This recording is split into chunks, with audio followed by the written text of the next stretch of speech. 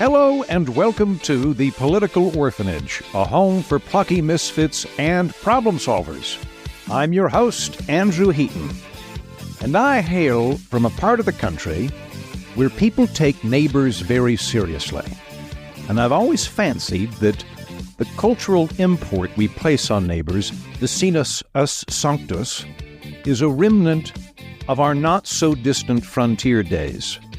When you were out on the range, hours from town, and your barn burned down, or your wife got bitten by a rattlesnake, or bitten by a vampire, or by a venomous bear or something, or your water pump broke. I don't know, stuff that happened on farms. You had to rely on your nearest neighbor or you'd die. And so, there developed an unspoken emphasis on knowing neighbors, treating them well, watching their property, and when they fell on hard times, you'd help them, because neighbors were your insurance policy.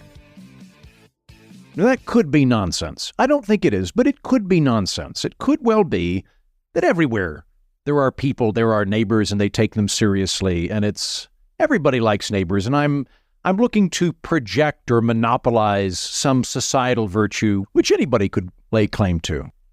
But let's try a different take.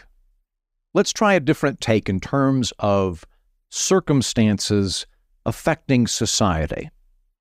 Let's say you grew up in a standalone house with your own yard in a suburban neighborhood or a rural area. You have neighbors, but you don't share walls with them. And they're reasonably far enough away that you can play music however loud you want. You can watch movies in your living room with a booming subwoofer, really enjoy those explosions. You can smoke cigars in your bedroom. You can brew beer in your garage. You can even work with some explosives in your garage. No one really cares. Growing up and living in that environment where your personal activities are to a great extent buffered by space from the people around you, I think it would be understandable if you had a suspicious attitude towards being told what to do. If someone came around and told you to turn your music down when you knew nobody could hear it, or not to smoke in your house even though you knew nobody could smell it, and even if you burned down your house, it probably wouldn't burn down any neighbors' houses, you might rightly tell them, hey, that's none of your business. You're putting your nose where it doesn't belong. I'm not hurting anybody, so you can leave me alone. Would you not feel, at some visceral level, that the homeowners association or the city council or the governor or any type of authority that tried to intervene in the affairs of your garage was unnecessary and improprietal? Conversely, I lived in New York City for about 5 years, and let me tell you, you need some kind of association or HOA or government to interfere with what people are doing in their own home when those homes are sardine-like apartment complexes. My first apartment in New York City was above a bodega, which, if you're unfamiliar with it, is a gas station minus the gas. And the apartment I was in had very, very thin walls. I think if I just popped a screwdriver into it, it would have gone through to the other side. And the other side was shared by a struggling band that would, and I'm not exaggerating here, kick off their extremely loud band parties 3 or 4 nights a week, starting around midnight and ending around 7 a.m. And they did that every single week for about 8 months. So every night for 8 months, I would go by around midnight and I'd knock on their door and they'd open it and I'd go, hey, it's me, Heaton. I live next door. Can you guys please turn it down because I have to go to work tomorrow morning and I need to get some sleep? And every single time, they would look at me with genuine surprise and go, oh, yeah, of course. Yeah, sorry, man, sorry. And then they would turn down the volume for 2 or 3 hours until they got high and forgot, and then they would start it up again. Now, it's been a long time since those days living above a bodega, and I've had time to reflect on this and think about what it's like when you're young and you're new to the big city and you're a creative person. And so with a little bit of experience behind me, I'm happy to report that after several years of those guys working hard and in difficult circumstances and creative obscurity, after several years, everyone from that band is now dead, and rightly so. Because when you are sharing walls with multiple other people, your volume level does affect them. If you smoke cigarettes, it'll float down from the ceiling into the apartment below and make their clothes reek. And if you're doing something that's potentially dangerous or explosive or flammable in your apartment, that is a real danger not just to you, but to the whole building, because it could catch fire. So if you're growing up in an apartment complex, would you not very understandably feel on some visceral level that society is something which is overlapping and interlocking, that no man is an island, and it's a bit stupid and selfish to think you can just do whatever you want all the time because it happens to be in your home? Might somebody from the suburbs and somebody from a dense urban area feel very differently on some primordial level about where we ought to place the bright line between individual freedom and community good? In a nutshell, that kind of phenomenon, that kind of circumstantial explanation for how people approach the role of society is what we're going to talk about today, but in a much richer and longer time frame. And for a while. This was meant to be an hour-long episode. I believe this tops out at 2 hours, so you guys get a double today. My guests and I are going to tackle the distinct regional cultures of the United States, which arose and developed under very different pretenses and origins and very different circumstances to inform their different understanding of the role of government and individual and society today. We are basically going to take a 2-hour trip through America's regional DNA. It is a fascinating conversation. I really enjoyed it. You're really going to enjoy it. But I do want to drop in a couple of caveats before we go in. First, when we start to talk about New England was founded according to these ideals and developed in these circumstances, which translates to this worldview today, whereas Appalachia was a very different group of people and circumstances, so they think this today, I think there's something to that. But I also think you can take it too far. As in, broadly speaking, I think there's something to our conversation today, that there are flavors and Weltanschauungs to America's regions, and that there's something to how that affects their polity. But in a vague, very general, messy kind of way, because at some point, if you get too granular and rigid and confident in these assessments, it ends up turning into a kind of regional horoscope. Pisces are hardworking but fear rain, whereas Capricorns are patient but prickly. Or it can get weirdly mythological.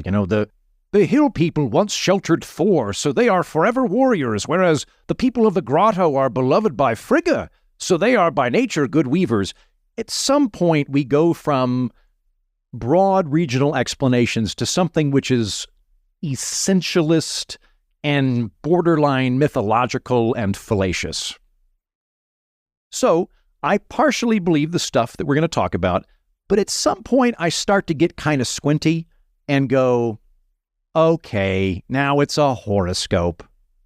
But I have yet to articulate where that bright line is, so hopefully today's episode can help flush that out. And patrons, I very much welcome your comments today in the comments section of the episode. Because we had so much fun describing all of the different cultures and how they've interacted with each other, we didn't have very much time for me to offer pushback, which I would have done, but after 2 hours, he kept looking at his watch and then asked me if he could leave, and we cut that bit out of the bit. So anyway, I would love to hear your thoughts on where you find critiques in what we're going to talk about today. One more caveat. We are talking reductively about large areas and broad stereotypes, which means this discussion is by nature reductive and kind of offensive. So there's two ways you can approach that today. You can get huffy and send me angry emails and correct me on what I am telling you right now in advance I do not fully believe and acknowledge is inherently reductive and overly broad. Or we can all roll up our sleeves and jump into the mosh pit and blow off some real regional grievances, which is what I'm excited to do. Jump into that scrum and start swinging at our fellow Americans just like the Europeans do at football matches. So pick your course. But to be clear, we're going to say some reductive things and only send me angry letters if you are a patron. Patreon.com/Andrew Heaton. If you're not a patron and you send me an angry message about how I have impugned the honor and complexity of your region, I will print it out and then I will shred it and move on with my life. Patrons, this doesn't apply to you. I read everything you send me. Okay, this is a fun conversation. This is a double episode, gang, and it's worth it.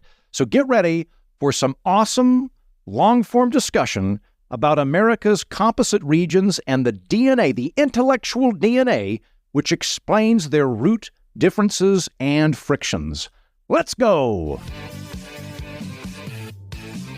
My guest today is Rudyard William Lynch. He is the host of the popular YouTube channel WhatifAlHist. However, I'm going to assume that is a portmanteau of WhatifAlHistory, which is the roots of your YouTube channel. There's lots of interesting videos on there. There's lots of interesting content on there. I myself am always attracted to big ideas, and I'm always attracted to ways to look at the world to understand the world better. And Rudyard and I hung out last week, and we got into a conversation about the composite nations that compose North America. So not the states, but who are the underlying groups culturally, ethnically, historically that compose the country. There's a rich historical tradition of this. I think most people that are already kind of familiar with this theory might know of Colin Woodard. He wrote a book called The 11 Nations of North America, or at least that was the basic gist of it, was that there were sort of 11 groups that comprised the North American experience. I know that Rudyard is very familiar with Joel Garreau, am I saying that right? Who was a 1980s journalist, as well as some others. So that's what we're going to be talking about today. We're going to be talking about these composite groups. Rudyard, hello, welcome. Thank you so much for having me, Andrew. I'm glad to be talking about this because the thing I enjoy the most on my channel is anthropology, and especially American anthropology. Great. Well, then let's just kind of start at the Northeast and work our way down. And what I'm thinking is today we'll sort of outline these various groups, and then once we've done that, I'll throw some counters at you. So let's kick it off up top, Northeast, what Colin Woodard had called Yankeedom, Yankees, but New England. Let's talk about that for a minute. All of these different American groups were established by different diasporas from the British Isles, which occurred during the colonial period.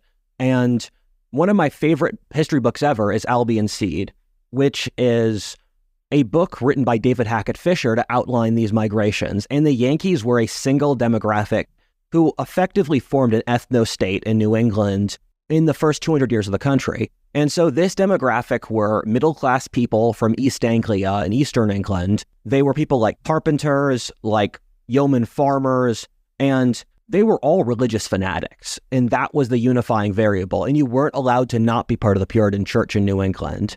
And so they all moved together by a handful of preachers over a 20-year period. The middle-class East Anglia people were the entire population of New England who moved over in this 20-year period because they effectively cut off all immigration afterwards. That was the entire demographic of New England until the middle of the 19th century when the Irish and the Italians showed up. It's a fanatical, cult-like society. You had to attend church for 6 hours a day. There was a giant painted eye of God that would stare you down. The way they operated was that they had this very complex legal code that was completely constrictive, where if you argued with your wife too loudly, you would get fined for that. If you were loitered and weren't constantly hustling, you could get fined for that. It's a society where they have no concept of personal freedom, but it's very constrictive. So it became one of the wealthiest societies in the world, one of the most technologically advanced, one of the best educated, because it did maintain standards, and those standards helped it out a lot. This is a giant demographic group, one of the biggest in America today, because they would have 10 children, then they'd have another 10 children. And so I'd say about 80,000, 100,000 people probably came over. Now their descendants number in the tens of millions, stretching out to Michigan, Utah, the Pacific Northwest, across the entire northern tier of America. And that's who the Yankees are. Yeah. I'm glad you bring up the religious fervosity. What is the word? Fervor. Thank you. The religious fervor. Because I don't think you can understate the effect of Calvinism on New England, and I don't think it ever went away. When I talk to my European friends, it's fascinating to look at how they look at America versus how we look at America. So my European friends all view America as very puritanical. And what they mean by that is there are people that don't have sex till they get married and are questioning of gays. That's what they mean by that entirely. And I'm like, yes, there is a traditionalist religious bent present in the United States in terms of social mores that's not present in Europe to a great extent. But when you start looking at the worldview of puritanical Yankees, I don't think that's changed. Or let me rephrase this. Let me drill down on this. The worldview of how society ought to operate and my role in society. Because you think about the Puritans that were up in New England, the Yankees there were deeply moralistic. They were Calvinists that believed that being a good person is determinate based on what you believe and what you say in public proclamations of faith. But this is a debate that was happening a very long time in the British Isles of the older Catholic model, or the Catholic model in Ireland was being a good person is largely a product of works and what you are doing. And then there was a newer, more deinstitutionalized model of, no, it's a product of faith. You cannot earn your way into heaven. Salvation is not something that any person could ever aspire to on their own merits. Therefore, merits are not a part of the equation. What determines whether you're a good person or not is if you believe the right things. And I don't think that went away in New England at all. Yes. When I lived in New York, which granted is not New England, but is sort of historically allied with it culturally, if I were looking at somebody from Oklahoma, where I hail from, who works at a soup kitchen on weekends, donates a lot of money to charity, takes in kids as a foster family, and thinks that homosexuality is a sin, I would look at them and say, that is a very good person who believes a bad thing. My New England friends, to a large extent, would go, no, they're a bad person. But because I believe and I say the right things. Then I'm like, do you do charity? Nah. I'm, again, casting with a big brush, but there was like a moralistic amount, and there was this like real sense in that early puritanical colony of utopianism, of we are leaving the old corrupt world and we are going to build a shining city on a hill. We're going to build this utopian settlement, and we can do it if we all get on the same page, because it's selfish if we're not on the same page. But if we all get on the same page and we give the right tools to the right people, we can socially engineer the perfect society. That's really a great point, and I didn't put every piece you had put together there. You can see with Calvinism the prototype of the modern left, where it's this small group of anointed people who are part of the saved, and they have to guide along the rest of the world. And if you look at the areas, and you tease out all the trends that are very ardently progressive today, it's areas of Yankee settlement. Even in the West Coast, Portland, Oregon is named after Portland, Maine. Yeah, and they nearly named it Boston. Yeah. I mean, it was a bunch of Massachusetts sailors. Yes. I mean, we can get into this later too, but since we're talking about Yankeedom, like what Colin Woodard would call the left coast, but the West Coast from, I don't know, San Francisco up. Yeah, we can. I'd say Los Angeles up, but yeah, all the way up through British Columbia, all the way to the base of Alaska. The original groups that settled those, pre-qualifying statement, we're not talking about pre-Columbian contact because they were woefully conquered and destroyed and everything. The modern continuity kicks off with Yankee sailors, and they go around the Tierra del Fuego, and they get there, and then the later secondary wave is the people that take the hard way across the middle of the country. But the ones that kick off the party on the West Coast are Yankees that come down from New England and want to replicate New England. What do they do when they get to Northern California? They start building Berkeley and Stanford and other Ivy League type institutions because they want to replicate the New England experience of communitarian and utopian ideals. One of the other things that I think is built into that New England puritanical experience is that because the Protestants that came out of England and in Scotland wanted to get rid of the old institutional corruption, but also institutional intermediary between God and man, and that just, you are going to read the Bible and directly interpret the Word of God, that meant that there was a huge emphasis on literacy. And so you go back to like 1600, 1700, I think fairly inarguably, New England was the most literate society in the history of the world. And I think that emphasis is still there. You look at like who were the first places in America that had universal public education? Massachusetts is one of the first places. There's a long-standing tradition of literacy and education are really, really important, and that those initial values come out of that puritanical Calvinist experience. Yes. As of now, New England produces very little, except universities. If you look at the economy of New England, it's dependent upon Harvard, it's dependent upon Wellesley, it's dependent upon Brown. It's completely driven off universities, as you said. Just to give an example how Yankee culture works, I spent a month in Massachusetts this last year because I was speaking at a couple conferences, and I went to this a rural town in Massachusetts, and there were a couple experiences that weirded me out about the local culture. One is that my friends and I, we went to a local hotel to see if it was a Sunday, to see if their restaurant was open. Everyone stared at us completely dumbfounded that we had to ask if their restaurant was open. I was thinking, how do I know? And another time we were at a bar and I had 4 friends with me. I asked this guy, can you move over a seat to make space for my friends? And I was thinking I'll buy the guy a drink as basically a thank you. And then he immediately said, I want you to know how disrespectful that is. I'm a Marine. And if this wasn't Veterans Day, I'd beat your ass. And you wanted to buy him a drink? I said, hey, can you move over a seat? And then the next thing I was going to say was to buy him a drink to say thanks. And then he almost started a fight. And I live in Texas now. I'm from Pennsylvania. But going to New England, there's this very strict moral code of what is correct and incorrect action. Yeah. And when I spent some time up there, I was constantly off about what the social code there was. They have a very rigid moral code, which they believe as self-evidently superior to the rest of America. And there are many benefits to this culture, such as education rates. It was very prosperous, very industrious. But in polls, it is by far the least liked region of America.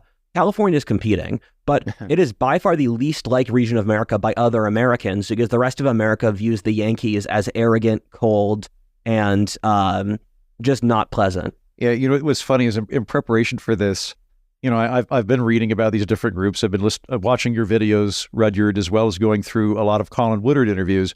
And the only group, and we're going to talk about 11 to 15 groups over the course of today, if we have time. And the only group that I hackles up was Yankeedom. Yeah. But I want to clarify this. I've been to New England 3 or 4 times. I've loved it every time I've gone. Yeah, I really like Boston. I think it's an awesome city. I love the accent. I've been to New Hampshire a couple of times. I've had a great time. I really like it. So I want to clarify on what I hate. I hate New England's politicians. I find politicians from New England to be the most smug, moralizing, holier-than-thou people that have this inbuilt worldview of Elizabeth Warren's a great, and more so because we grew up 8 miles away from each other. Granted, I'm younger, but we grew up in the same area. My family has the same amount of Native American blood, although we didn't make a career out of it. And she's, I think, epitomizes that.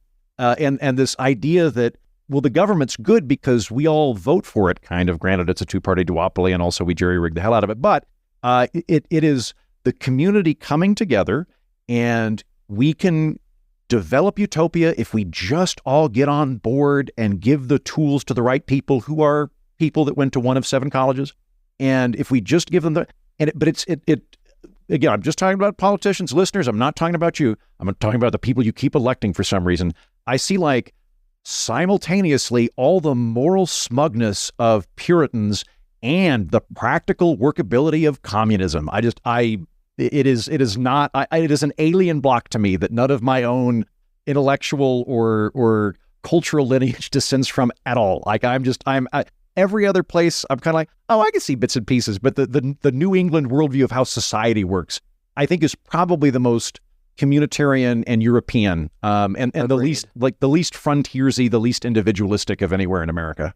To summarize Andrew's points, if you're listening from Rhode Island, I want you to know that he loathes you, and he thinks that you are representative of the politicians you elected. Passing by that joke, the thing that annoys me the most about Yankee Land is the intellectuals, because they think that they're basically anointed by God to save everyone. And when we were talking last week, we both read one. There are 4 or 5 books that cover this topic, and one of them is American Nations by Colin Woodard.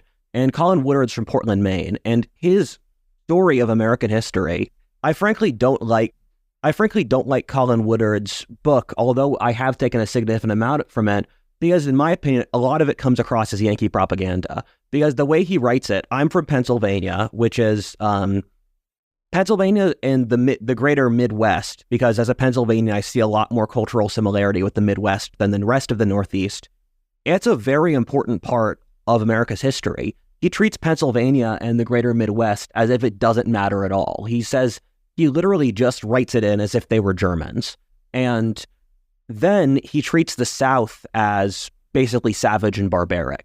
He never writes anything positive about the South. He treats all of their institutions as negative, which is something I see a lot from people in New England or New York or stuff. And growing up in Pennsylvania, we were more sympathetic to the South than we were to the rest of New England, the rest of the Northeast. Or at least depends where you are in Pennsylvania. Central Pennsylvania is more looking to the Midwest and the South, and Philadelphia is more positioned to the Northeast.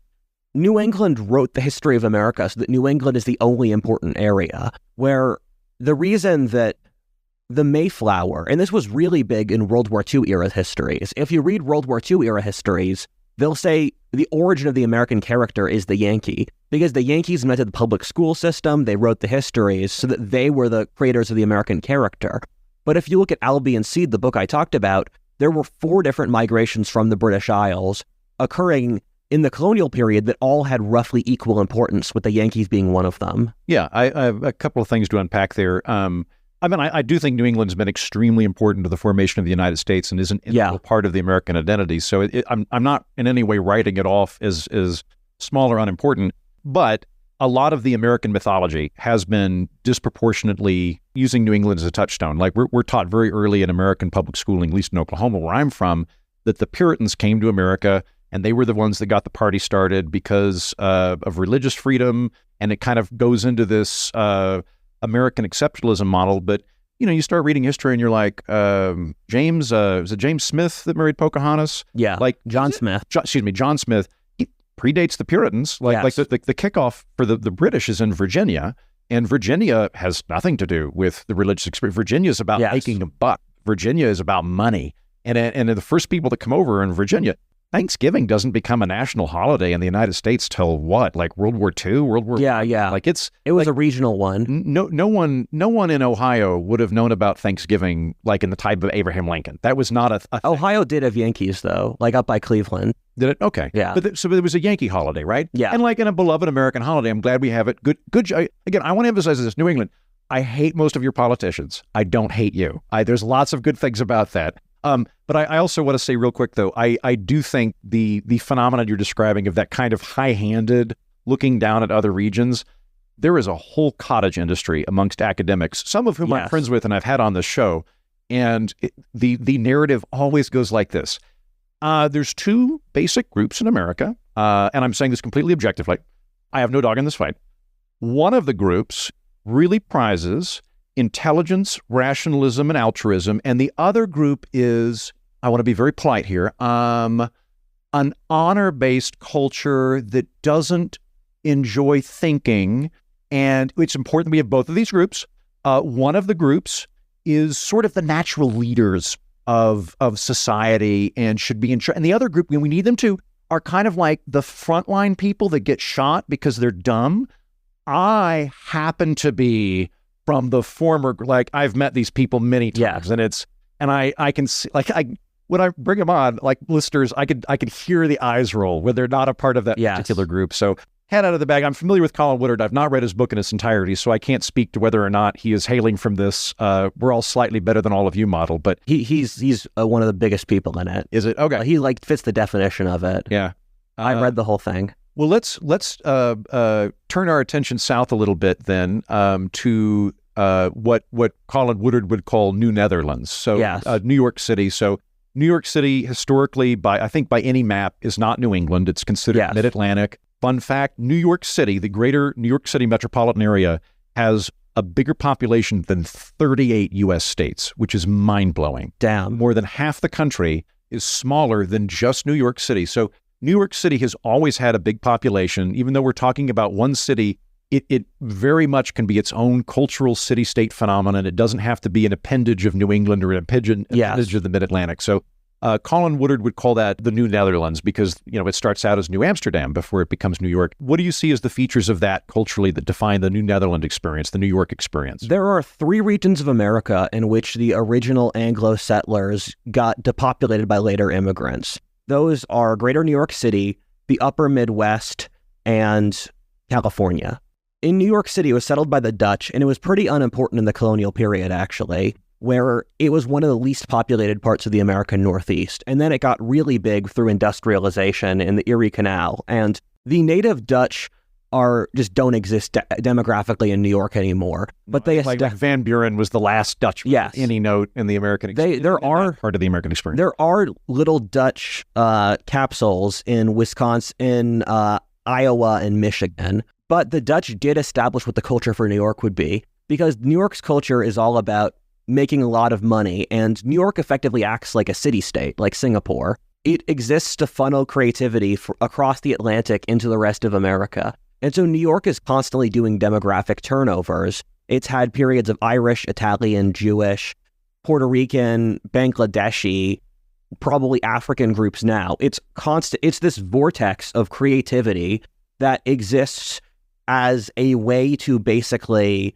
channel stuff from outside America to America and then disperse it across America. And if you read an account of what people would think about New York in the 18th century, it would be a lot of similar things to today of they're completely materialistic, they're incredibly disagreeable. They talk really fast. They talk really fast. Tocqueville talks about that, if I'm not mistaken. He's like, they talk really fast, they want to make money. Yes, they talk really fast. It's ethnically very diverse. And even though the individual peoples got replaced, that spirit of New York has stayed the same since the 1600s. Yeah, I think whereas New England always had a moralistic communitarian bent to it, we've got to be on the same team and we can make the shining city on a hill, and your individual behavior is a part of that, so get on board. New York, New Netherlands, that experience I think has always been much more of a global port city. Yes. It's always like had Hong Kong. It's always been a part of global trade. It's always been a part of a broader international community. Trade has been a big part of it. Materialism in terms of just go out and succeed and make money. One of the conversations I have when I'm getting to know people sometimes is what is the currency where you're from? What is important where you're from? So in DC, money's not the most important social currency. Proximity to power is. People will ask what do you do for a living? Who do you work for is a very keen question there. And you get assessed in the pecking order based on your proximity to power. New York City, I think, is the place where just straight up affluence speaks the loudest of any place I've ever been. Everybody wants money, by the way. There's no part of the country or the world for that matter that doesn't not care about money, or that doesn't care about money. But just the sense of money is kind of good in and of itself. The other thing I'd add in is where I think New England has that puritanical core to it. I think that New York has always been a lot more cynical, and a lot more practical, where you look at I have a few friends tangentially that have been both in big business in New York and have been in local government in New York. And it is a much more brazen, cynical environment than much of the rest of the country, where I want to do this thing with the X department. Okay, well, you're going to have to give something to the sanitation department. And by the way, the sanitation department's in the pocket of the mob, so they're going to want their cut too. And it's the way they look at it is not that it's corruption. It's just, look, this is how the world works everywhere. It's just that we're being honest about it. And it's just the cost of doing business. The cost of doing business is that somebody's got to eat. And somebody that's got some power here is going to get a cut, either through largesse or through a bribe or something. And it's just how it works. And I think that is more pronounced in New York City. Yes. And I think it kind of explains a bit about Donald Trump. I think that when you look at a lot of what comes off as corruption, he was in that environment where look, you got to pay off the manager. That's just he's going to take a bribe, and this is how this is done. If you want to go buy that building and you want to get a building permit, you got to bribe the guy. It's just cost of doing business. Definitely. I think that's a pretty accurate assessment of New York City. To move further down the East Coast, the next group is the one that I'm from and where I grew up in, and people always forget, where if you look at Quaker, Pennsylvania, I think of the big four Albion seed cultures, and I do have some bias here. I think it's the most important because when you look at Quaker, Pennsylvania, and for frame of reference, the Quakers were a group from the northwest of England, and I took a DNA test. My family's from this exact part of England, and they moved. My mom's side's from Nebraska, so they moved to Pennsylvania, and they kept migrating west with the frontier. I also grew up a Quaker, and the way Quaker services work is you sit in a room and you meditate for an hour, and if you feel the will of God move through you, you stand up and speak. And Quaker Pennsylvania was an anarcho-capitalist society, and it's weird to think about this with religious fanatics, but the Quakers were very capitalist and very industrial.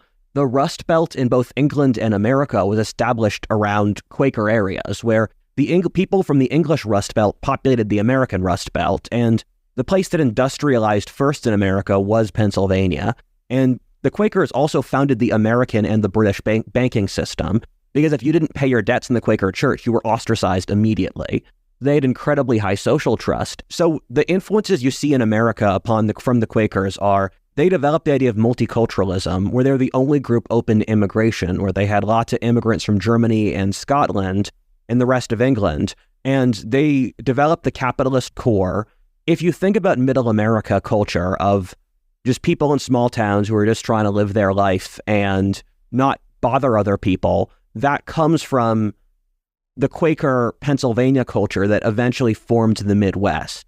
And they also formed the idea of religious freedom. Them and Rhode Island were the only American colony with religious freedom, and they developed our concept of freedom that if you don't bother me, I'm not going to bother you. Pluralism. Yes. So this was a deeply pluralistic society. Yes. So whereas like New England is initially English puritanical ethno-state, New Amsterdam is a global port city. The Foundry, the Midlands, whatever we want to call it, Pennsylvania, kind of through Ohio going west, the modern Rust Belt is a much more open society in that they are religiously pluralistic. They're open to immigration. The Midlands has a communitarian ideal to it of the group is important, but it doesn't have nearly as much faith in top-down governmental approaches as New England. New England has the government is society. Society is important. Therefore, these are both good. Just make sure the right people are in power. Whereas I think the Midlands has a community is really important, but that community might be your church or it might be your business or something like that. So it's not a look out for number one individualistic society, but it's also kind of skeptical of power. Yes.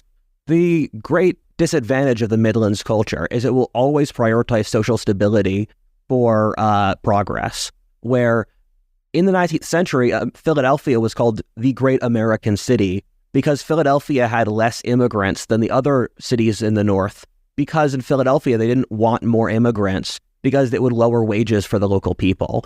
And Philadelphia used to be the most populous and important city in America, and it lost that to New York because New York was always on top of each innovation. And in Quaker culture, and I grew up hearing this in church, as an employer, you have a duty to your community and employees. And so if you do various get-quick-rich schemes, that's literally a sin in the church.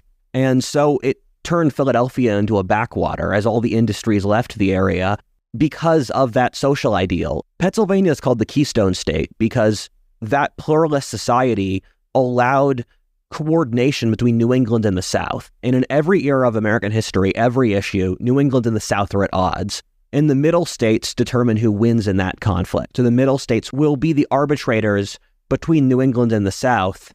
The problem with that entire society is that it's very parochial, very locally focused. Where I grew up in Pennsylvania, almost everyone was from Pennsylvania. No one thought about New England. No one thought about DC or New York. And let's paint the map a little bit more here. So we talked about Yankeedom. Yes. And most of the American experience is populations moving from east to west. So yes. Yankeedom is New England, but then it scrolls over into Michigan, maybe into Wisconsin and that part, but there's also a Nordic population we'll talk about in a minute. And then also the quote-unquote left coast. So this is sort of like, this isn't all the western states. This is the coastal part of the western states. Like you look at like Oregon, Portland West, very, very blue, very, very communitarian. I love Portland, and it feels to me like I'm visiting Scandinavia, but I'm told by everybody in Oregon that if you go east, you're immediately in Idaho. Basically the range there, so it's almost like two different states. So Yankeedom is the northeast, and then it kind of moves west parallel, and it does the left coast. where is the Midlands? So the Midlands is, you bring Pennsylvania. Is it Pennsylvania and then it just goes across to Ohio? Pennsylvania straight west to out by Nebraska. Yeah. And I'm a Midlander. One of my ancestors is Matt Anthony Wayne, and he's from Pennsylvania. And the reason that's the case is that my ancestors migrated west every generation from Pennsylvania out to Nebraska. And the Midlands established the culture of Middle America, and standard American culture is a combination of Yankee, Midland, and German influence. So if you think about like the most normie American, that is Western Pennsylvania, Western New York, and Ohio. Okay, so we've got like with Midlands, Pennsylvania, Ohio, Indiana, Iowa, Nebraska, Kansas, Nebraska, a little bit Oklahoma. Nebraska, a little bit of Oklahoma. So basically, it starts in Pennsylvania and Ohio, and it goes west and turns into the Great Plains states. Yes, 40 degrees north. And I relate to a lot of this because I would add another part of this culture is being conflict averse. Yes. And not wanting to make waves. I'm sure everybody listening to this program can tell you that their state is actually 2 to 5 different states and can tell you exactly where those breakdowns are. Rhode Island. Yeah, but like in Oklahoma, the northwest part of Oklahoma sounds like this to me. Like the Panhandle and like Woodard County, where the Heaton family seat is very much gentle plains farmers in small communities that talk quietly and do not want to talk to people about politics or religion because those are contentious issues, and we prize everybody being happy. Yes. Everybody just stay happy and let's not make waves, and if there's something bad going on, let's quietly deal with it, ideally anonymously, because we don't want to have any conflict here. Yes. Like would you put Minnesota in there? Because I feel like that's a kind of Minnesota I think thing. It's a close... New Nordic? There are similarities, and the thing is, this isn't like Europe, where there's a very strict line between France and Italy. These groups blur together, and where you draw the lines, to a certain degree, is arbitrary. Where Pennsylvania is clearly not part of the Midwest, but there's a lot of very Midwestern cultural traits. Is Texas part of the South, the Great Plains, or the Southwest? And the answer is yes. Yeah. And my right-hand man, the guy who manages my business side, he's a Yankee. And he says that to me, where he said, Rudyard, you'll do things without doing them. Like if you want to say something, you won't say it directly, and it's exactly what you describe. And that's just the culture I grew up in. And in Pennsylvania, there's an attitude of, I'll call it don't leave the farm, but that's not what it actually is. It's you should be practical. You should mind your own business. Don't get too carried away.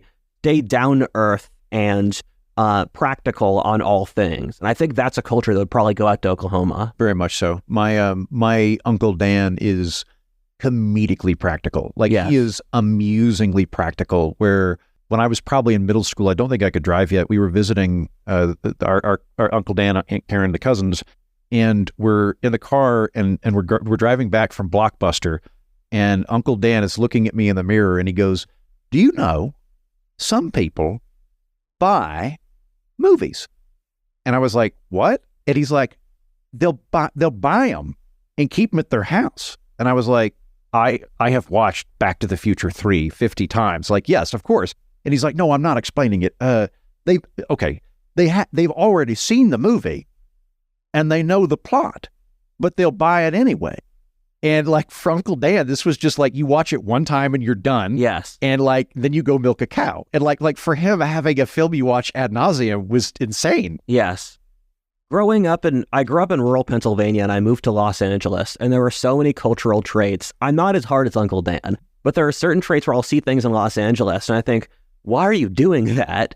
Like imagine therapy for influencers. That's probably a business in Los Angeles. Sure it is. Or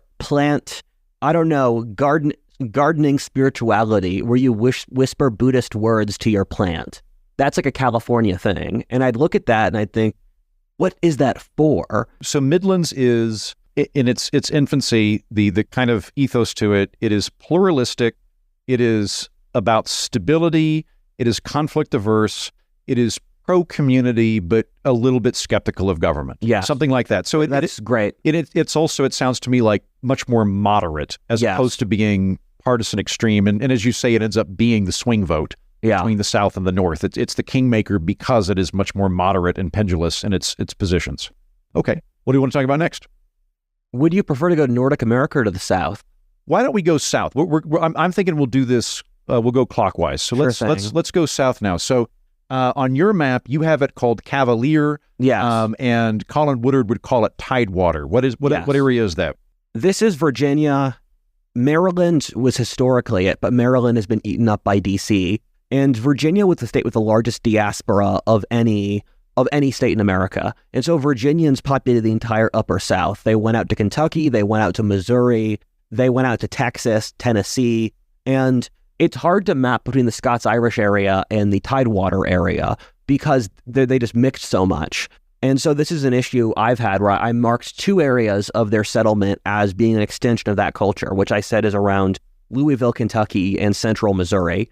But in some ways, it's arbitrary. The way I imagine it is we have a space colony, and conservatives form one space colony, progressives from another space colony. They gain total power of their colony. 400 years later, they're a completely different society. And that's what happened with the Cavaliers and the Yankees, where one of my favorite historical authors, Leland DeWitt Baldwin, said you could say America is a side effect of the English Civil War. The parliamentarians of the Yankees were one faction in the English Civil War, and the Cavaliers or the Royalists were another faction. And each had a time when they were in power, and when that one faction was in power, the other side fled England to populate America to get rid of to avoid political repression. And so the Yankees moved in the 1620s to 1640s to avoid political repression against their religion by the Royalists. The Royalists, after the parliamentarians won the English Civil War, spoilers, they fled to Virginia. And it was the second sons of South English nobility, where the first son can inherit, the second son has to do something. And their goal was to reestablish nobility in the American South. They came from the southwest of England, and the southwest of England it's the origin culture for the South of America. So when you imagine traits like gentility, honor, charm, a pre-established status hierarchy, a rural culture, that's all the southwest of England. The people in that area talk like pirates. America is such an open, big country that they couldn't get whites to work as their peasants. To be a lord, you have to be able to work for you. And what happened in America was the whites who immigrated from that area said, sorry, we're not doing this. And so they started importing blacks. And so that's the origin of slavery in America. And one of the things David Hackett Fisher said is he said, the culture of slavery predates slavery itself. And the slaves were brought in to fit the pre-established Southern culture. Because this Tidewater Cavalier area, yes, and Cavalier, we're using that as an English Civil War term because yes, they were Cavalier. Cromwellian puritanical Republicans were all up in New England, yes, supported the revolt or supported the revolutionaries in the English Civil War, whereas the old let's stick with the aristocracy, let's stick with the kings, yes, that was this part, and the people that formed this part of the American South were second and third sons. And yes, what they were looking to do was, I can't inherit the earldom of Shrewsbury because my brother's going to get that. But what I can do is I can move to Virginia and I can have 1,000-acre farm. Yes. I can build an estate and it's going to have livery and it's going to have a crest and I am going to reproduce this old semi-feudal baronial manor, and I will be the head of that manor. And this gets turned in the American experience, I think, because it does have the Enlightenment, even though I find this a fairly repulsive part of the American experience. It does have the Enlightenment in the sense that, at least in the minds of these people, there's a sense of noblesse oblige, and we need to have a hierarchy, and we need to have the old Greek city-state where there is democracy for the elite. And there will be a much larger servant slave class that will not participate because they are incapable of it. But for those of us that are in the elite, we do have an obligation to take care of our inferiors. And but it's this attempt to basically import European feudalism and then kind of infuse it with some veneer of the Enlightenment. Yes. The flaws in this system, as Andrew is teasing out, are self-evident. The reason it's very easy to find the flaws of this system, but I don't think a lot of Americans could immediately see the flaws in the Yankee system, is because it's from a very older social order. And I really loved Andrew's point, where these people, slavery was abolished in the Middle Ages, and slavery was getting started again in the early modern period, and the justification actually came from the Renaissance. The ancient Greeks and Romans had a better society than us. They owned slaves. Thus, we need to start owning slaves to have a better society. And it was in opposition to the previous Christian anti-slave society. But the flaws in the system are evident, where the South has the worst human development index stats of anywhere in America for all of American history. The worst poverty, the worst education, the highest obesity are all in the South. And so the flaws are self-evident. And the South only industrialized in the last 60 years. But to put a fine point on it, Andrew and I both moved to Texas for a reason. We're in the diaspora of the Cavalier area, where I see Cavalier place names everywhere in Texas, where I like living in Texas. It's really cool here. And not cool. It's very hot. The culture is pleasant. The culture's nice. And it's awful. The good side of this is that it doesn't get involved in whatever New England will pick up on whatever trend or fad is popular in the rest of the world. And then they'll immediately try to do it without critical thought. The South is more conservative. And so in eras of history in which the new fads are dumb, the South will do better. And in eras in which the new fads are useful, New England will do better, or the Yankees will do better. And in our current era, the reason the growth of the South has been absolutely stupendous over the last 60 years is because the latest fad, being socialism, that actively degraded the functioning of the societies and the economies. In the South, by not doing that, became popular. And one of the points that people often struggle with is dividing Virginia from the Deep South, because there are some similarities. Well, they both had slavery. Yes, they both had an aristocratic culture. Is a very defining element of the South historically. The difference in the Deep South, which is Georgia, Alabama, Mississippi, parts of Texas, is that they weren't aristocrats. There was no concept of aristocratic noblesse oblige. And that concept in Virginia created George Washington, it created Thomas Jefferson, it created Robert E. Lee. Madison, Monroe, all these guys. There's no equivalent of that in the Deep South. There are very few important Americans from Alabama, Mississippi, etc. And Virginia was 2/3 white, 1/3 black. The Deep South was 80% black. Okay. And the area around Charleston was one of the wealthiest places in America, but it was just an entirely black coastline with a handful of whites. And it wasn't until the last century that the Deep South became majority white, because half of all the blacks immigrated to California or the northern states. The culture of the Deep South, it doesn't have a parallel in any European society, which is the case of the other Eastern American cultures. It was hailed from Barbados originally. Right, because most of American migration is east to west. Yes. But the Deep South actually is from south to north, because when you think about, if we were to get into the minds of people living in 1550, yes, or British people in 1600, the wealthy populated part of the British Empire in the Americas is the Caribbean. Yeah, it's the West Indies. That's where all of the money is. That's where all of both the British colonists and the slaves are. And the American seaboard is a much more sparsely populated thing.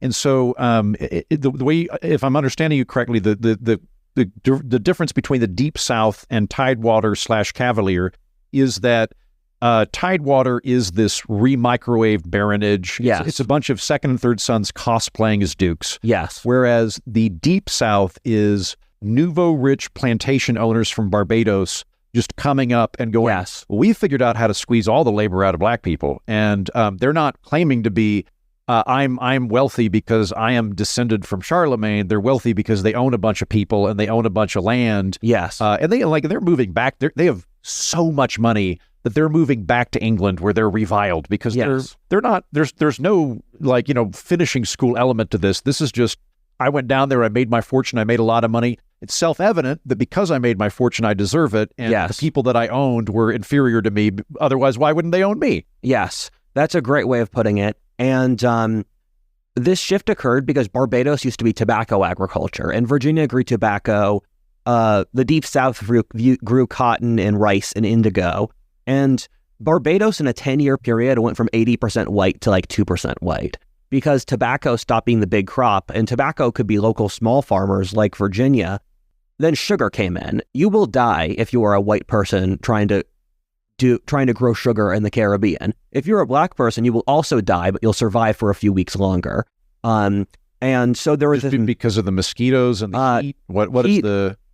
It's mostly disease. Where there's a great book about this called Mosquito Empires, And the reason the Caribbean became majority black, and something a lot of people don't know, is as many whites immigrated to the Caribbean as North America over the 16 and 1700s. Really? It's just all the whites in the Caribbean died of disease. Really? There was Fascinating. there was literally like an 80% mortality rate. Yeah. I mean, like, we're living in the year of our Lord 2024, Yes. and I'm here in Austin, Texas, and I can get mosquitoes in December. Like, Yes. there's literally no part of the year. It's great because we all get to wear T-shirts all year Yes. round into our 50s. What a glorious climate. But one of the downsides of said climate is there are always mosquitoes Yes. here. You can always get mosquito bites in Texas. Yeah. Pennsylvania or Philadelphia is as far south as you can go without malaria or yellow fever. And Philadelphia would briefly had like a phase of malaria and yellow fever. And it was shocking because everyone thought, oh my God, we're in the safe area. But in the South and in the Caribbean, it was totally normal for 2/3 of the white people who showed up to just die of disease in the first 6 months. So I have never lived in the South. The closest I've lived in You Washington. lived in Texas. Well, okay, sure. From where I'm at, Yeah. modern America, I view Texas as its own thing. Yeah. And it's allied with the South. But I don't That's like fair. like when you're traveling abroad as a Texan, you don't go, I'm from the South. You say I'm from Texas. Especially Austin, like Houston, or like if you're out by Louisiana, it's more southern. But where we are now, Austin is Austin. So noting that yes, Texas was a part of the Confederacy. I view, I mean, it's the size of France. I just kind of view it as its own thing. Yeah. I've never lived in the deep South. I've never lived in Tidewater. I did live in Washington, D.C., which wonderfully described by some very funny pundit as northern warmth and manners coupled with southern efficiency. It's Washington, D.C. is more northern than Pennsylvania is. Now it is. It used to be. Yes. I mean, like really within living memory, into the 60s, it was the top of the South. Not when I was there, incidentally. So me never having lived in Tidewater or in the deep South, I do not know the differences between these two in a modern capacity. If we were to go back weirdly to like 1700, I could spot the difference, Yes. which is cosplaying second sons pretending to be dukes and nouveau rich who own giant sugar plantations and Yes. are just making ungodly amounts of money. How do these translate today? How are they culturally different today? So the Deep South is just significantly blacker, where in the colonial period, the Deep South was like 80% black and Virginia was 2/3 black. And those demographic factors still exist today. The Deep South it's just the penultimate South. There's no way you can think Georgia, South Carolina are not Southern. Virginia, Kentucky, people argue about it. Yeah. And so in the Tidewater South, you run into the question, is this the South? And Tidewater culture is more muted than the Deep South is. And Tidewater culture has taken a huge hit by a combination of mixing with the Scots-Irish and D.C. Yeah, And all the- like because Baltimore, I mean, like Maryland would have gone for the Confederacy. Yes. But it was close enough to Washington, D.C. that Lincoln he sent in a fleet to Baltimore and went, Yes. we're going to burn the city to the ground unless you join the Union. But culturally, Maryland was a slave-owning Yes. a slave-owning state. But the proximity to D.C. forced it into the northern orbit. And then you look at you brought up Robert E. Lee a minute ago. You can see his estate from Yes. Washington, D.C. You could almost throw a frisbee from it. Yeah. But having the biggest source of federal funding in the country right next to Tidewater, that is going to have an Yes. effect. Because now you're having people coming in to work for the federal government who are going to live in all of those neighboring Virginia counties. And so Yes. it's kind of getting sucked into the D.C. orbit. Going back to the founding groups of these, Yeah. and when we say about the founding groups, obviously the South is predominantly of African slaves. So I'm not demographically dismissing them, but the people in power were not Yes. African slaves. So when we're looking at the people in power that are establishing the kickoff culture and the founding elements, I would assume the South would be very pro-government.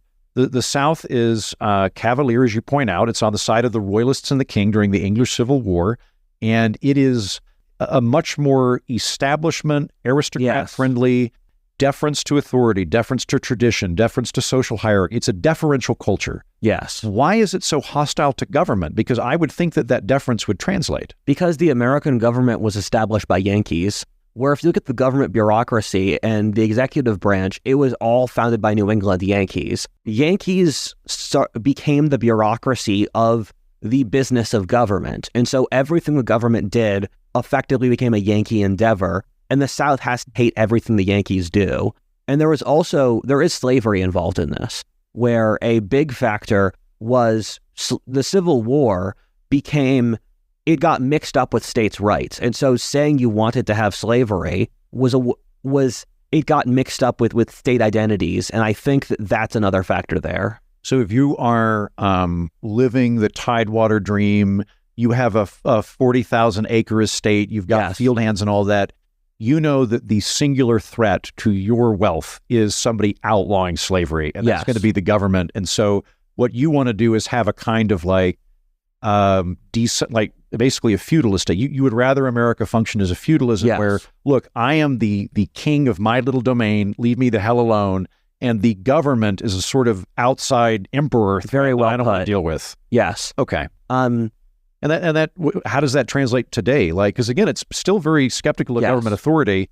Perhaps somebody a little bit more progressive and cynical than myself would say that the antipathy towards taxes is the same thing, that part of the country is just pro-aristocrat and wants to leave money in the hands of the elite. One of the things I find interesting is the conservatism of Pennsylvania is very different from the conservatism of the Deep South. Where I grew up, 10% of the population were Libertarian Party. And really? Yeah. Wow. Like not for the whole state, but like in my county, 10% of the population were card-carrying libertarians. Wow. Yeah. That's huge and unknown for almost America. And that's what the usually culture is. Two guys at a Denny's arguing with each other very loudly to the point that no one wants to associate with them, but having 10% a lot. Yeah. The assumption when you meet someone's dad is they'll be a libertarian. So that's kind of the culture. And if you look at the Rust Belt, they tend to be economically libertarian, but abortion just turns off the Rust Belt. And so a reason the red wave didn't happen in 2022 was Roe v. Wade pissed off the Rust Belt. And if you look at the South, it's very socially conservative. And the culture in the Deep South especially, because it was 20% white, every single white person had to own a gun and constantly be a part of a militia to keep the blacks down.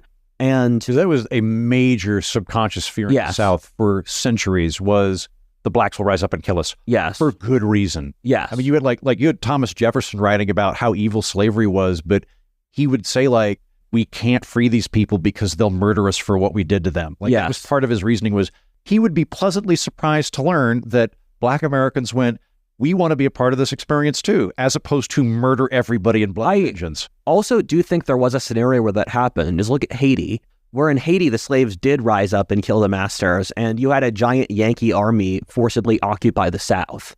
And that created an incentive structure where that didn't occur.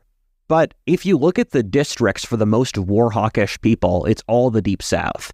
All of the politicians who want to start a war with Iran are from South Carolina, Alabama, those states. Why do you think that there's a military bent to that part? Because it was the old martial. Yeah, it was a culture. I mean, partly the South's culture is martial due to the Scots-Irish and the English nobility, but also, as I said before, every white man had to own a gun and be part of a militia to keep blacks down. And the South was a geographic-based culture. And what that means is in New England or in the Midlands, you succeed by building a factory, which is development, technological development inside the society. In the South was an incredibly rural society, and it was until like 60 years ago. And it was kind of almost an interior mercantilist state within the United States of low development agriculture in the South, but it's manufactured in the North and exported from the North. Yes. And what you did with that is you had to conquer more territory to get wealth. And so before the Civil War, the South the Southern states were constantly pushing for this. At the time of the Mexican-American War, the Southern states wanted to chop off another top third of Mexico, because their goal was, we're going to fill it with slaves, and more Southern states. The Golden Arc. There were. I mean, you had people. Cuba, the Yucatan. Yep. You can see maps of these Southern lordlings who wanted to just keep going west and south and expand. Their thinking was eventually the South and America by proxy will go from Kansas all the way to the base of Mexico and probably Costa Rica. And we'll need that Panama Canal too. So they were planning to just keep going down and pushing. Do you know William Walker? No. He was this guy, and 20 of his buddies took over Nicaragua in the 1850s, where just these 20 American dudes got guns and literally launched a coup. I have read about him. To seize control of Nicaragua. Yeah. And the depressing thing for the Nicaraguan nation is the reason he lost had nothing to do with Nicaragua. William Vanderbilt, a New York financier, he didn't like this because he owns the shipping company for Nicaragua, and he didn't want to lose control of his shipping company, so he hired mercenaries to drive them out. But there are a lot of timelines where Nicaragua or the Yucatan, where the Yucatan appealed to join. Yucatan's the bottom part of Mexico. I lived there for 6 months, and they appealed to join America in the 1840s because they had a white ruling class who were scared of the majority Maya population. So the ruling class I didn't know that. There was like a push to join the United States as a state? Because the Yucatan was independent from the rest of Mexico at the time, and they sent papers, hey, we'd like to become an American state. Because the ruling class of the Yucatan were all these white Spanish landowners, and they thought, if we join a country of white American landowners, we can keep our land and keep the native Maya population down. So they were looking to the deep south going, hey, are you all a bunch of white dudes that have a ton of land and a bunch of poor people that work for you and they're nominally slaves or not? Whatever. They're basically slaves. We would love to get in on that and also have you defend us from an uprising. And what happened was the northern states didn't want that because at the time America, it was a tit for tat where every state the South or the North added, they had to add another. Right. So I mean, that's Missouri Compromise, right? Yes. It's like, all right, you guys get a slave state, but we get a non-slave state. This is fascinating, by the way. So there was a period where, like, if you were to talk to people in the Deep South, they're like, why can't we just let Mexico join America? It'd be great if there were more Mexicans in America. These goddamn Yankees always stopping us from adding more Mexicans to our country. The factor that changed is they wanted to add the Yucatan and Baja California to America. Those were very, very close. And then for both of them, the North was like, not going to happen because they knew those would become slave states. And the deciding factor that changed is almost all of Mexico was unpopulated in that time period. So in the same way that the Western U.S. was all Native Americans, Northern Mexico and the Yucatan were all Native Americans too. So when the South wanted to conquer these areas, they were conquering areas which they saw as Native Americans who they would replace, not areas that were populated by Mexicans. We're going to break our clock format for a minute just because we've been spending a lot of time talking to English populations, talking of English populations. So let's now switch to Greater Appalachia. Yes. Appalachia today, I think, would be West Virginia and Kentucky and basically south adjacent mountainous regions. That would be, but Greater Appalachia is much larger than that. And again, these groups all go from east to west. So what all is Greater Appalachia geographically, and what does it mean? Greater Appalachia is country music America. When where people talk like they do in country songs is Appalachia. It started in the eastern Appalachian Mountains, and it went west out to Texas, Kansas, Kentucky, Tennessee, Oklahoma. Because I'd say northwest Oklahoma is very much Midlands based on what we talked about today. But kind of Oklahoma City going east and south is definitely Greater Appalachia culture. Yes. And it came from the Scots-Irish. And the Scots-Irish, I'm Irish. My family lived in Ireland. And the Northern Irish were people from the Scottish-English borderland who depopulated Northern Ireland. They kicked the native Irish off Ireland, moved them to West Ireland. They transplanted a bunch of Protestants to Ireland to try to colonize Ireland as a Protestant part of the world. Goal was to genocide the native Irish like the Native Americans, but that didn't work. And what happened, though, was these Scottish Protestants in Northern Ireland, they were in deep poverty because this all existed to benefit the English landowners who owned the land. And then they immigrated to America afterwards, and they went to Philadelphia first, and the Quakers kicked them out. So they populated an entire area from southern Pennsylvania all the way to Georgia. And if you drive across Pennsylvania, as I've done several times, the cultural difference is so stark. In a 10-mile difference, you'll see these quaint Midwestern towns where everyone talks like me. And then 10 miles south, everyone talks like a Southerner. There's Mountain Dew everywhere, monster trucks. Mr. Pibb. Exactly. NASCAR. Yes. You go from hamburgers to barbecue over a 10-mile period. And Pittsburgh is part of that Midwestern culture. Immediately south of Pittsburgh is Appalachia. I'm Irish, and so I have a tremendous amount of cultural similarities with the Scots-Irish, even though they hate each other. And the culture is very honor-based, where when I grew up, my father said the only thing that matters in life is honor. Honor-based cultures develop in warrior societies where you have to prove that you're a badass to everyone so they don't mess with you, where if you're just such a powerful, important guy and your sense of pride is so strong, no one will mess with you. And so with this warrior culture, and we talked before about Yankees saying it's barbaric, and it is barbaric, but America also needs some barbarism so we don't become Canada. And I think Malcolm Gladwell talks about this. This is also, it does dovetail with the whole, there's a smart society and a dumb society that I mentioned earlier that a lot of academics do. I hear the same trope come up through them, but to explore the trope a bit, the idea would be that if you are a landed agricultural society, you have some recourse to law or army. yes, Whereas if you are a border society like the Scots, some of the most fierce raiders in history are right around the lowland Scots area. We're getting really deep into history this episode. When we're talking about Scottish history, everybody talks about the Highlanders as fierce warriors. The people living in the lowlands that were raiding cattle across the border were some of the fiercest horse people in the world. But if you're on either side of the border, where the military is usually going over to France or something, and you're not going to send them to the hinterlands just to guard cattle.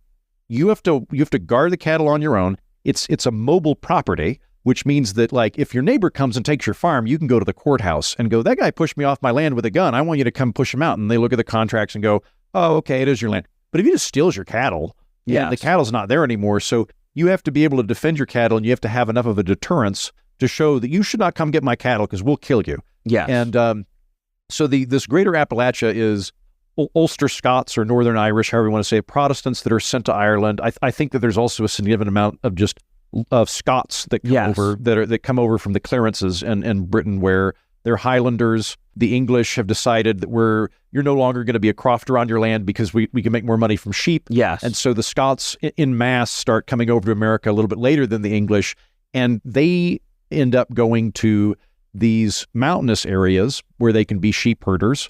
They can't own slaves, or I should say it's not economically advantageous to do it because it's real difficult to grow cotton in the mountains. You want to have flat plains for that. So you're going to have people that are fur trappers and that are doing things like as a family unit as opposed to big plantation style economic models. And you're going to have people that are living in the hills that are kind of out with the law, a little bit more banditry, a little bit more outlawry.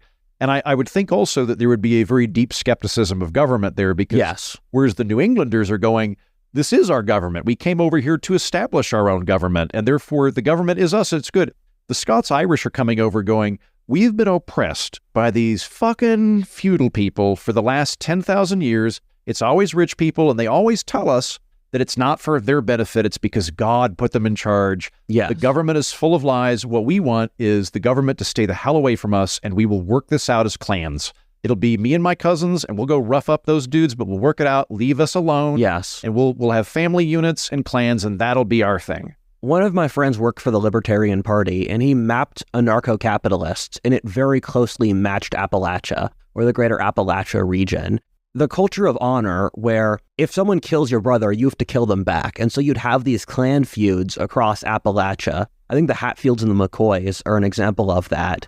Appalachia is one of the poorest regions in America. And people talk a lot about disparities between races. People don't talk about the income disparity between the Scots-Irish of West Virginia or Arkansas and then Yankees, which are truly vast. And it's a very decentralized society where the saying went, if I can see the smokestack, my neighbor's smokestack, things are getting too crowded. And so is this incredibly rural herding society where the Scots-Irish didn't really farm. They'd have herds of pigs and cows and live off that. Right. Yeah, they're herders, and also they are, for good reason, because for, again, about 10,000 years, the authorities were always just rich people stealing your money. And for most of human history, I'm not going to say all, but most of human history, the government is at best a protection racket. Yes. It is a mob-style protection racket, but there's a crown in it, so we can all pretend it's ordained by God. But it's really a bunch of thugs that are coming by your house going, give us some of your money, and we promise to protect you from other thugs. And that's the whole deal. And the folks that are moving in here are the impoverished herder people from Britain. They're not the landed gentry. They're not even pretending to be landed gentry. They are the poor people that were living in the what would you'd call the not the moors, like the marches. They're living around the borders, that area that is along borders and is therefore not very safe, where you have to be dependent on yourself for safety. Yes. You have to work things out one-on-one with your neighbors as opposed to appealing to an authority.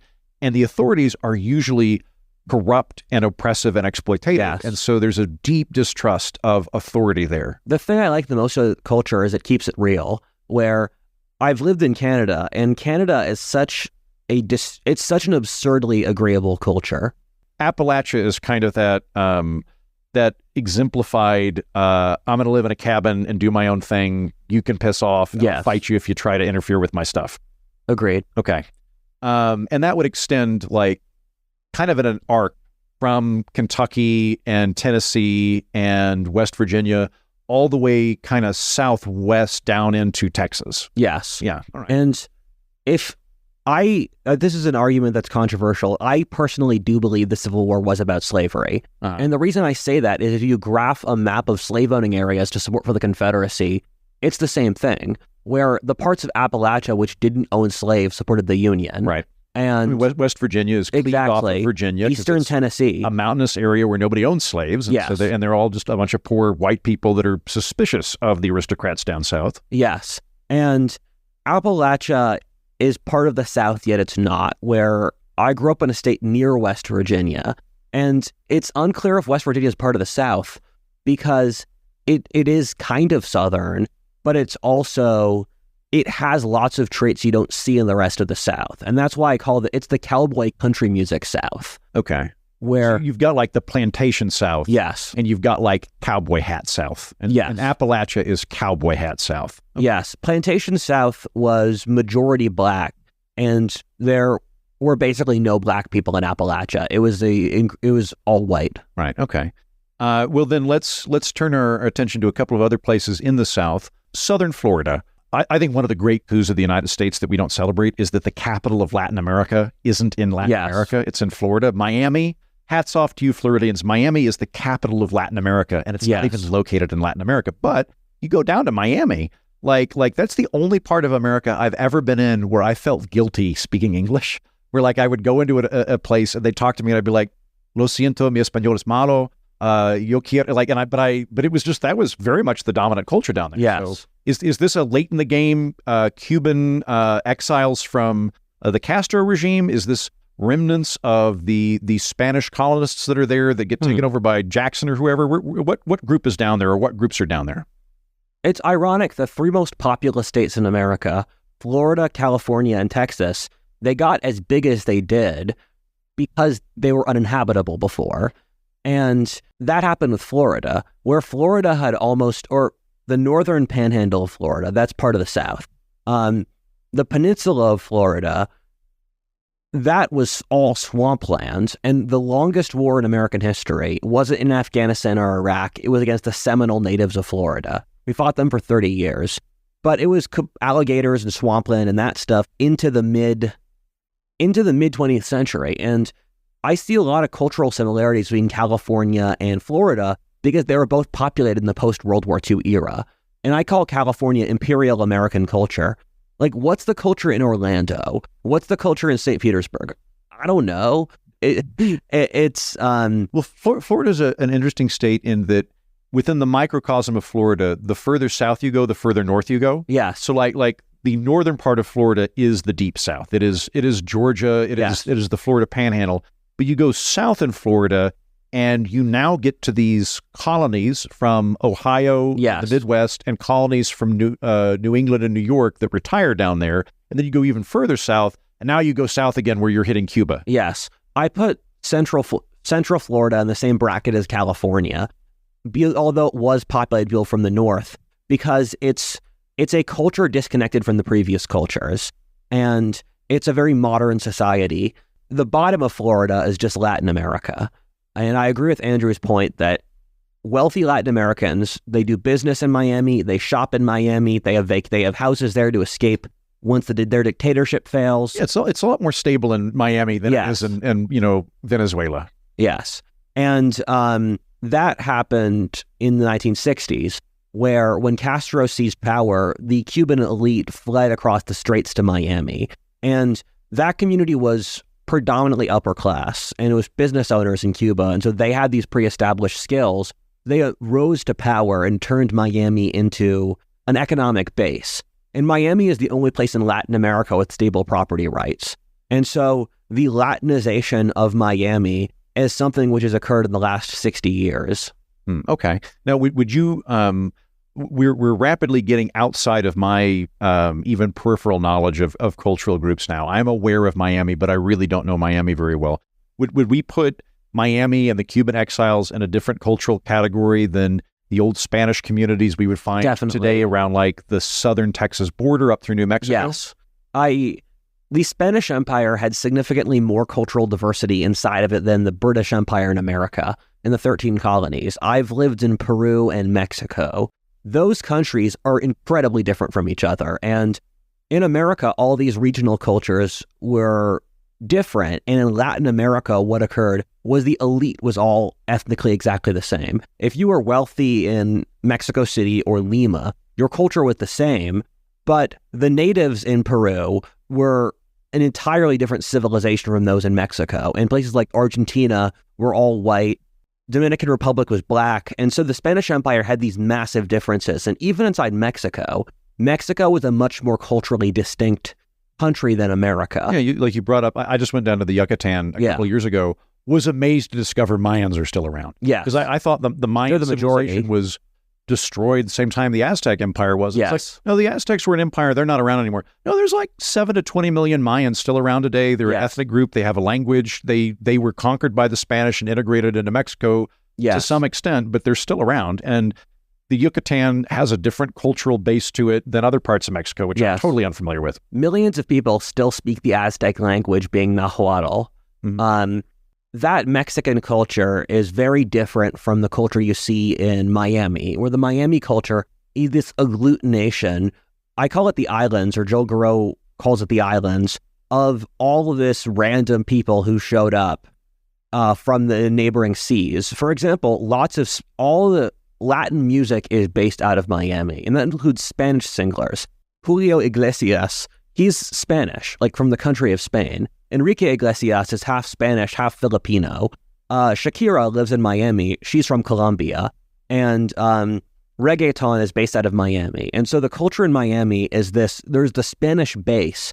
And then beneath that, you throw in Brazilians, you throw in Puerto Ricans, you throw in Spaniards, you throw in Venezuelans, where it's this sea-based culture rather than the Mexican culture of the Southwest. Got it. Okay, the sea-based makes a lot of sense. It's islands, whereas like, if we're going into like today, El Paso in Texas, El Paso has deep cultural ties to northern Mexico, and that's much more like cattle, railroads, big open plains, a hacienda, cowboy hat, and I speak Spanish. So it's a different element of Spanish culture there. And Woodard in his book would call that area El Norte. Yes. And he would say that historically within Mexican history, the northern part of Mexico, not even talking about America, but just the northern part of Mexico has always been considered more entrepreneurial than the southern part of Mexico. And that he would say that kind of extends from northern Mexico up through the southern borders of Texas, parts of Arizona, and it kind of climbs up through New Mexico and even hits the very bottom of Colorado, of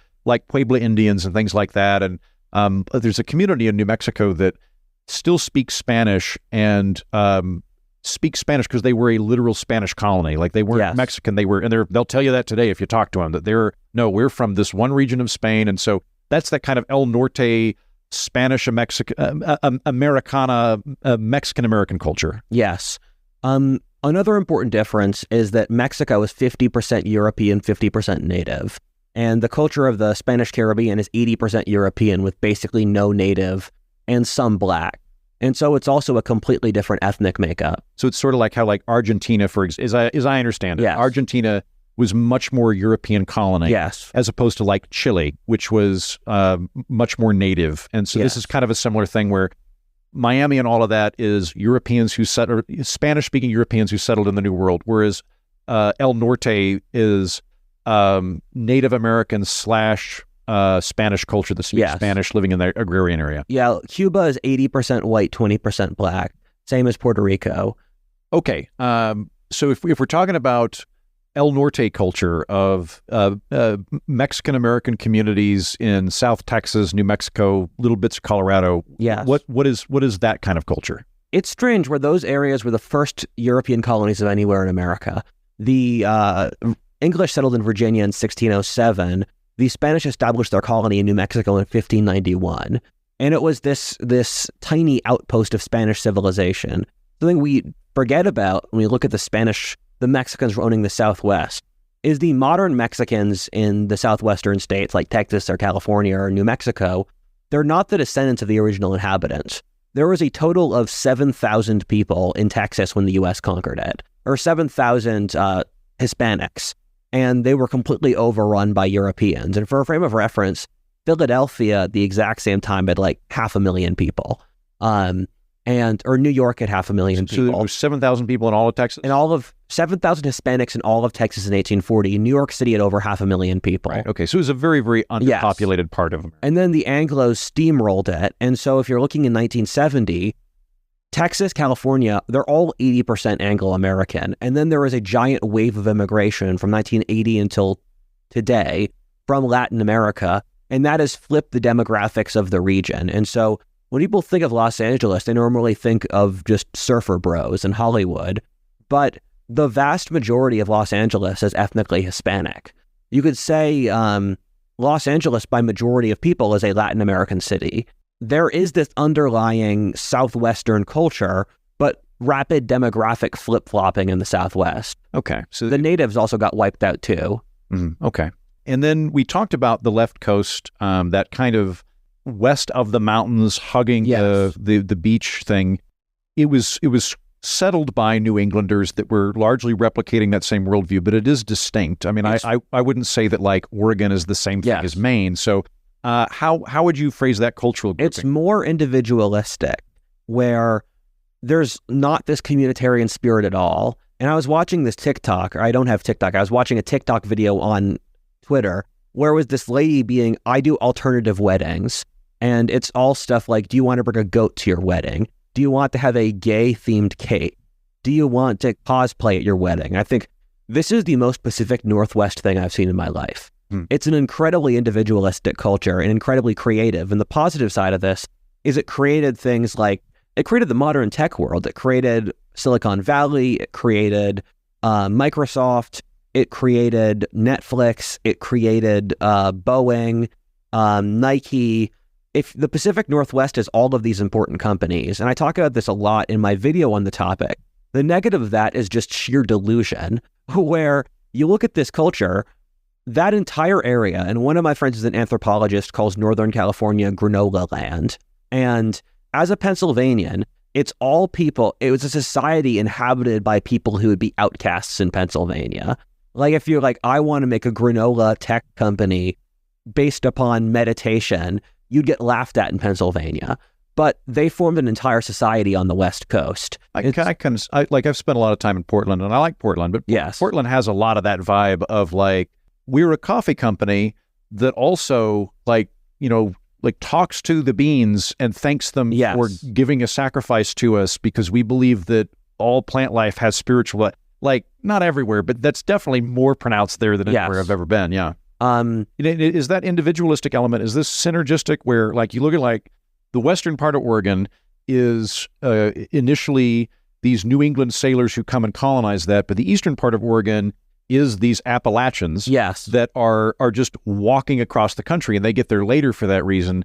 Now, is it that there are these two societies side by side and they're vying for each other electorally, or is it that they merge and you get the social engineering utopian, we can make the world better, we can make the world great, optimism from the New England bit, coupled with the, leave me alone individualism of Appalachia, or does something else happen that causes this individualism to come in? As you go further west, the East Coast cultures break down. And so like Texas and the Midwest don't belong to any of these cultural groups, but Texas and the Midwest are very much real places.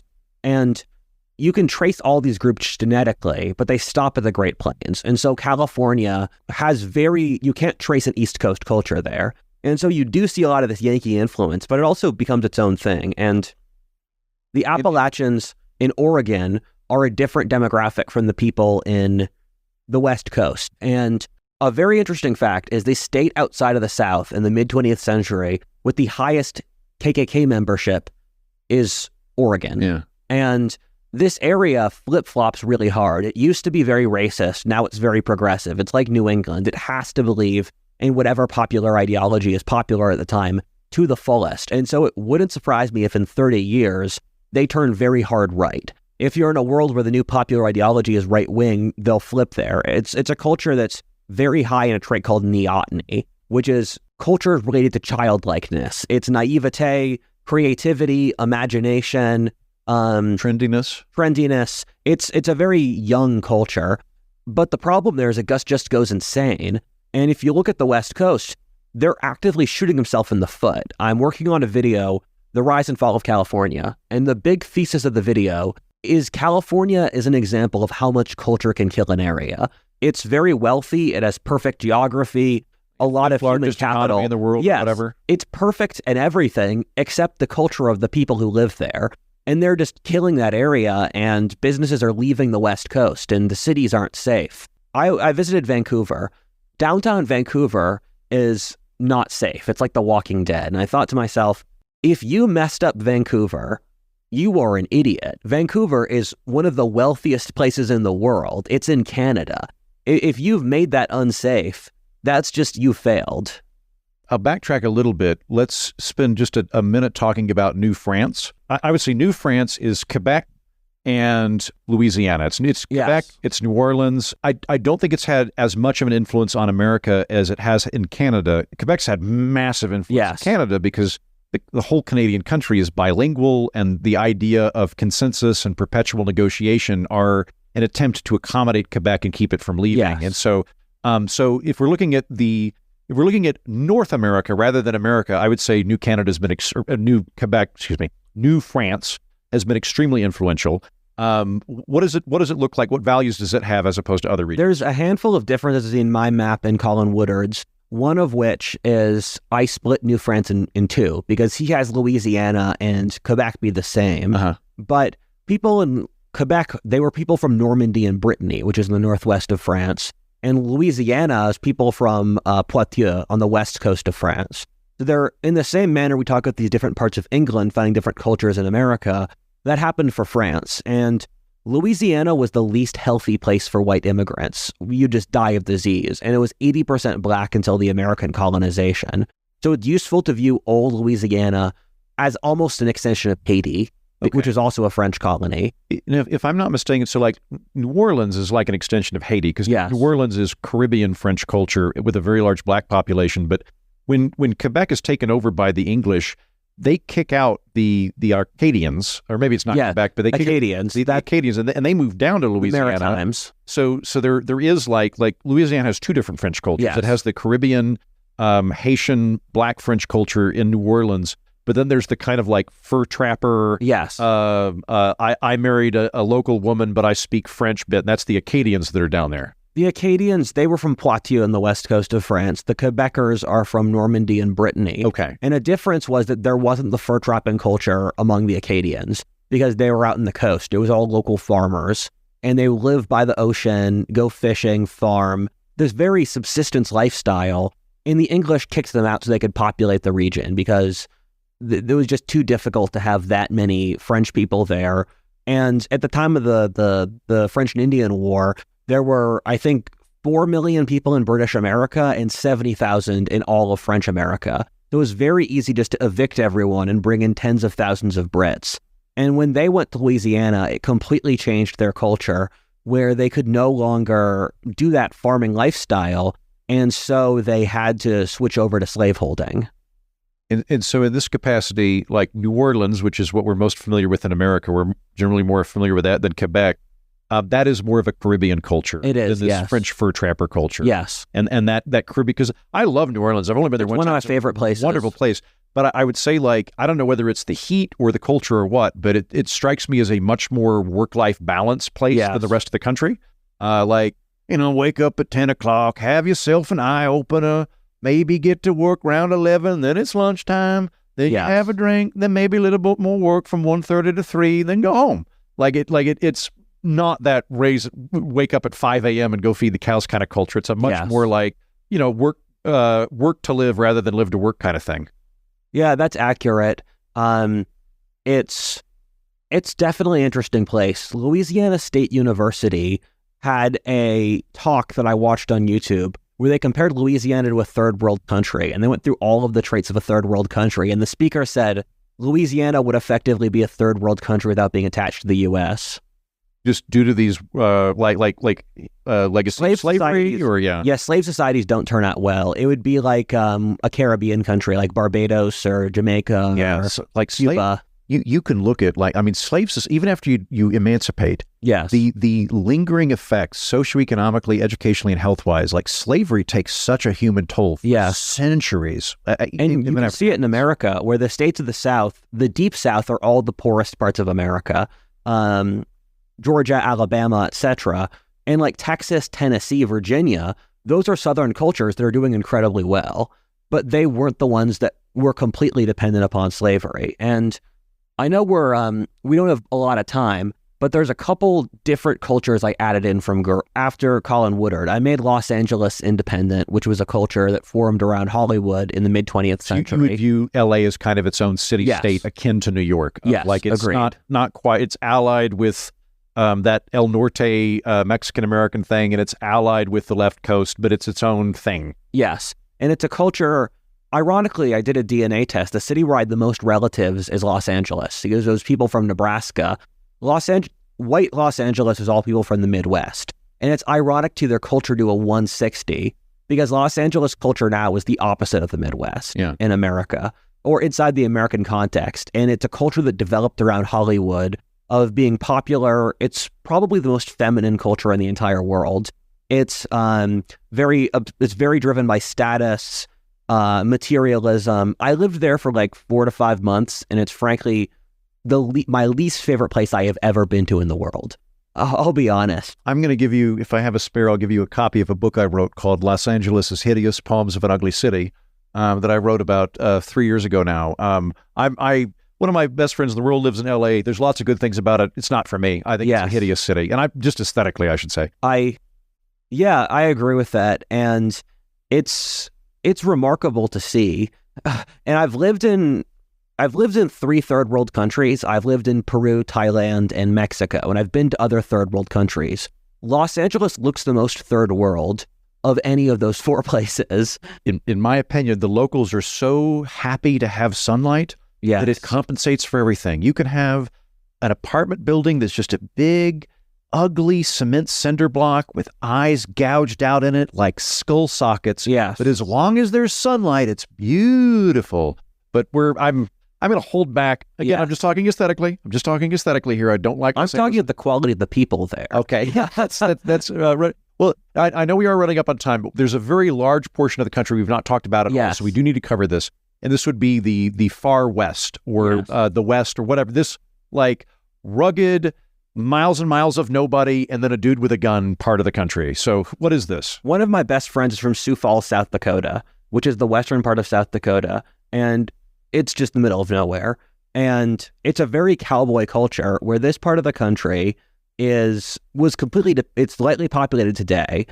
I think the entire northern tier of America, Wyoming, the Dakotas, Montana, area the size of Western Europe, has less people than New York City. Yeah, for easily. Sure. I mean, again, New York City has more than 38 states individually. I think in aggregate.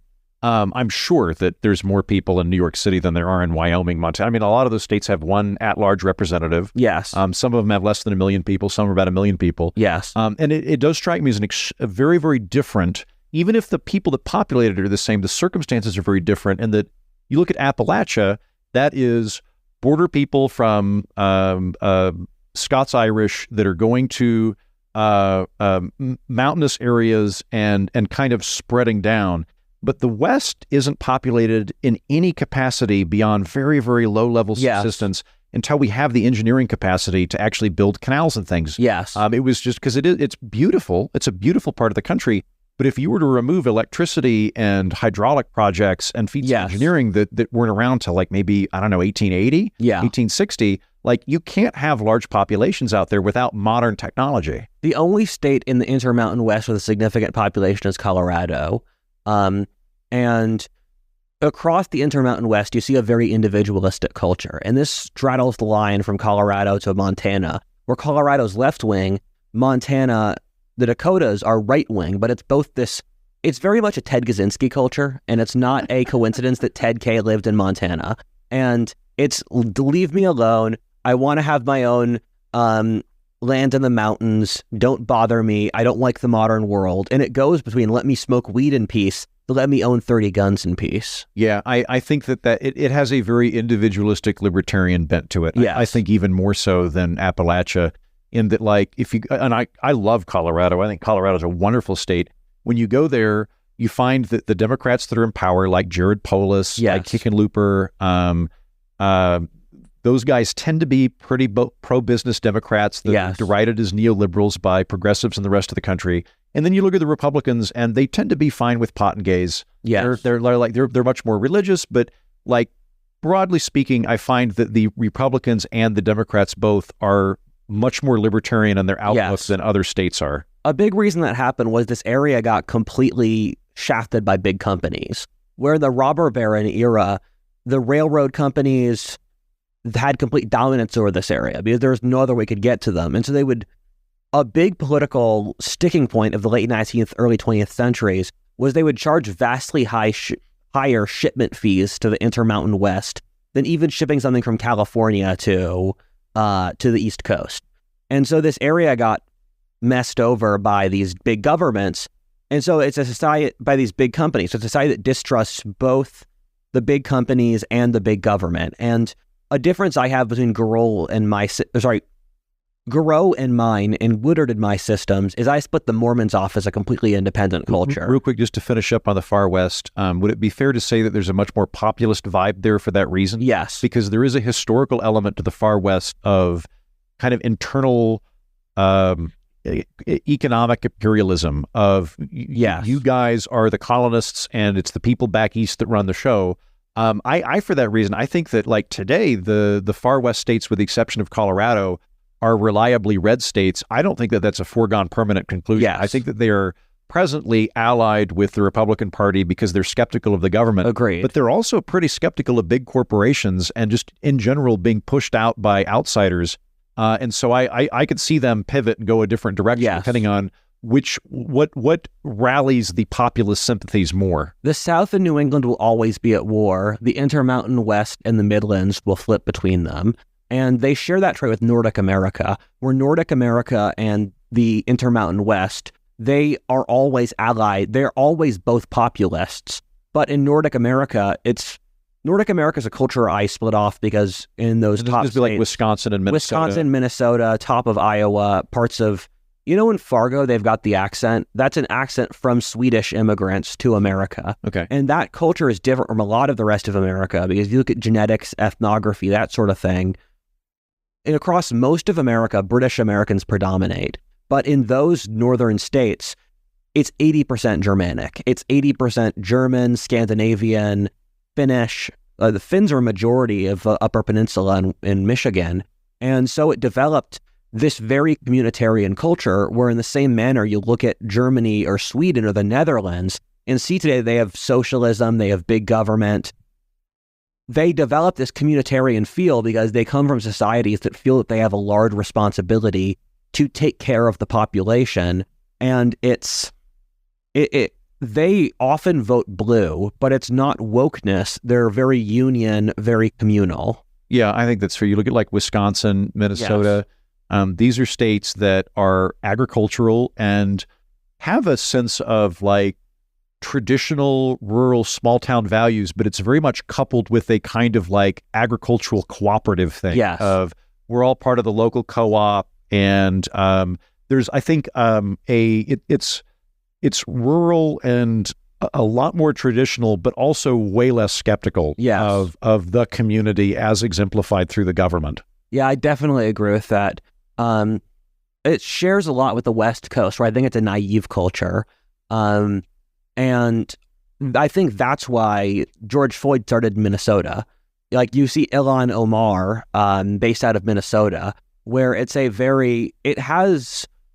also shares some traits with New England, and a culture that's also similar is the Mormons, where the Mormons were all ethnic transplants from New England. The Mormons are genetically identical to New Englanders, but then they do have this utopian community spirit, same as the Yankees, but it went hard right. Interesting. And how so? Because Mormons, Joseph Smith's from what, upper New York State? Yeah, Vermont and upstate New York. And he starts the Mormon movement, and they kind of just keep getting kicked out and pushed further and further west. So the Garden of Eden is in Missouri, and that's a temple of great renown there, but then they got kicked out of there, and they ended up settling in Utah, and were kind of functionally their own country for a little bit, now I've run Utah. There's a lot of businesses there that are owned by the church, or the people that run the business are very much a part of the church. So it is a community unto itself, and Utah, parts of Idaho, and I would imagine there's some other states that I don't know, but Utah and Idaho, the Mormon training facilities in Idaho. So that, how would you describe them? What would a right-wing Yankeedom look like in that context? It's fascinating to see, because you see different archetypes of cultures in different geographies.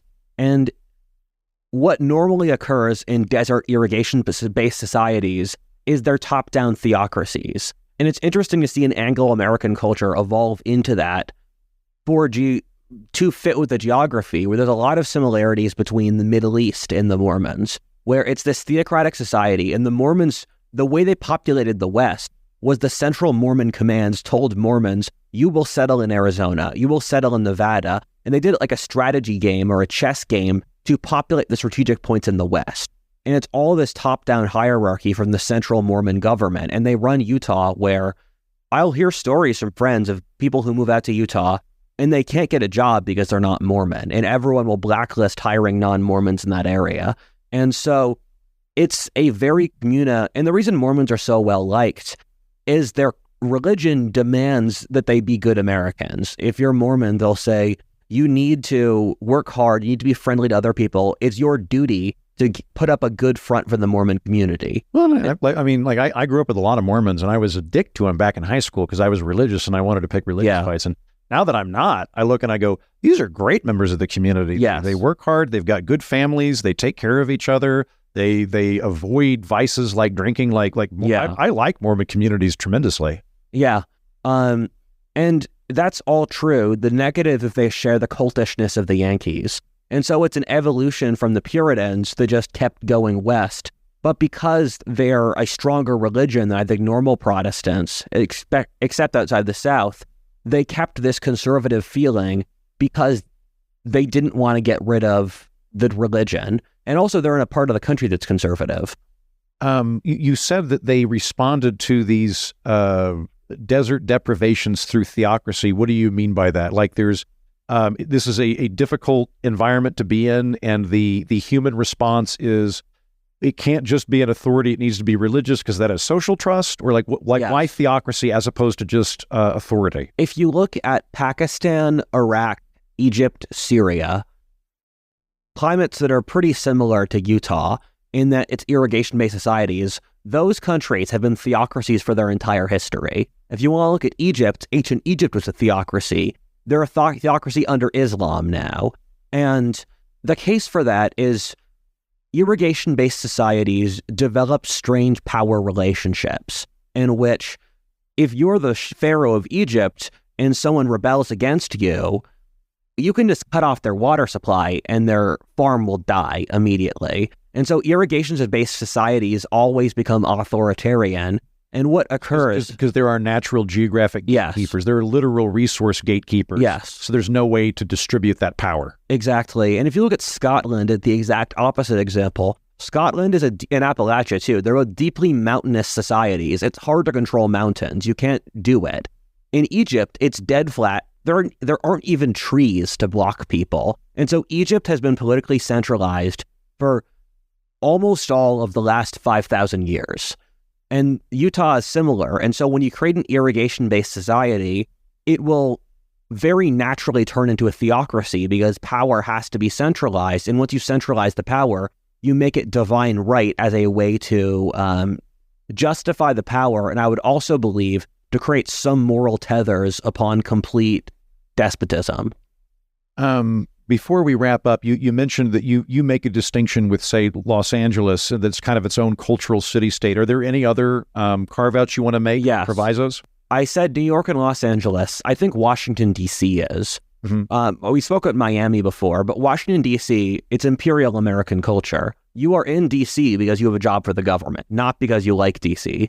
And I also put Toronto as a carve-out. And we don't have time to get to Canada, but Toronto it's a combination of Canadian, New York, and Washington, D.C. Okay, interesting. Great. Well, I've enjoyed talking to you about all of these different things, and note that we are collapsing so much history into about 2 hours. So Yes. we didn't spend a whole lot of time on the far west. We're on the West Coast. That is not because we're trying to deride anything. It's merely where we are, and we kind of front-loaded the conversation.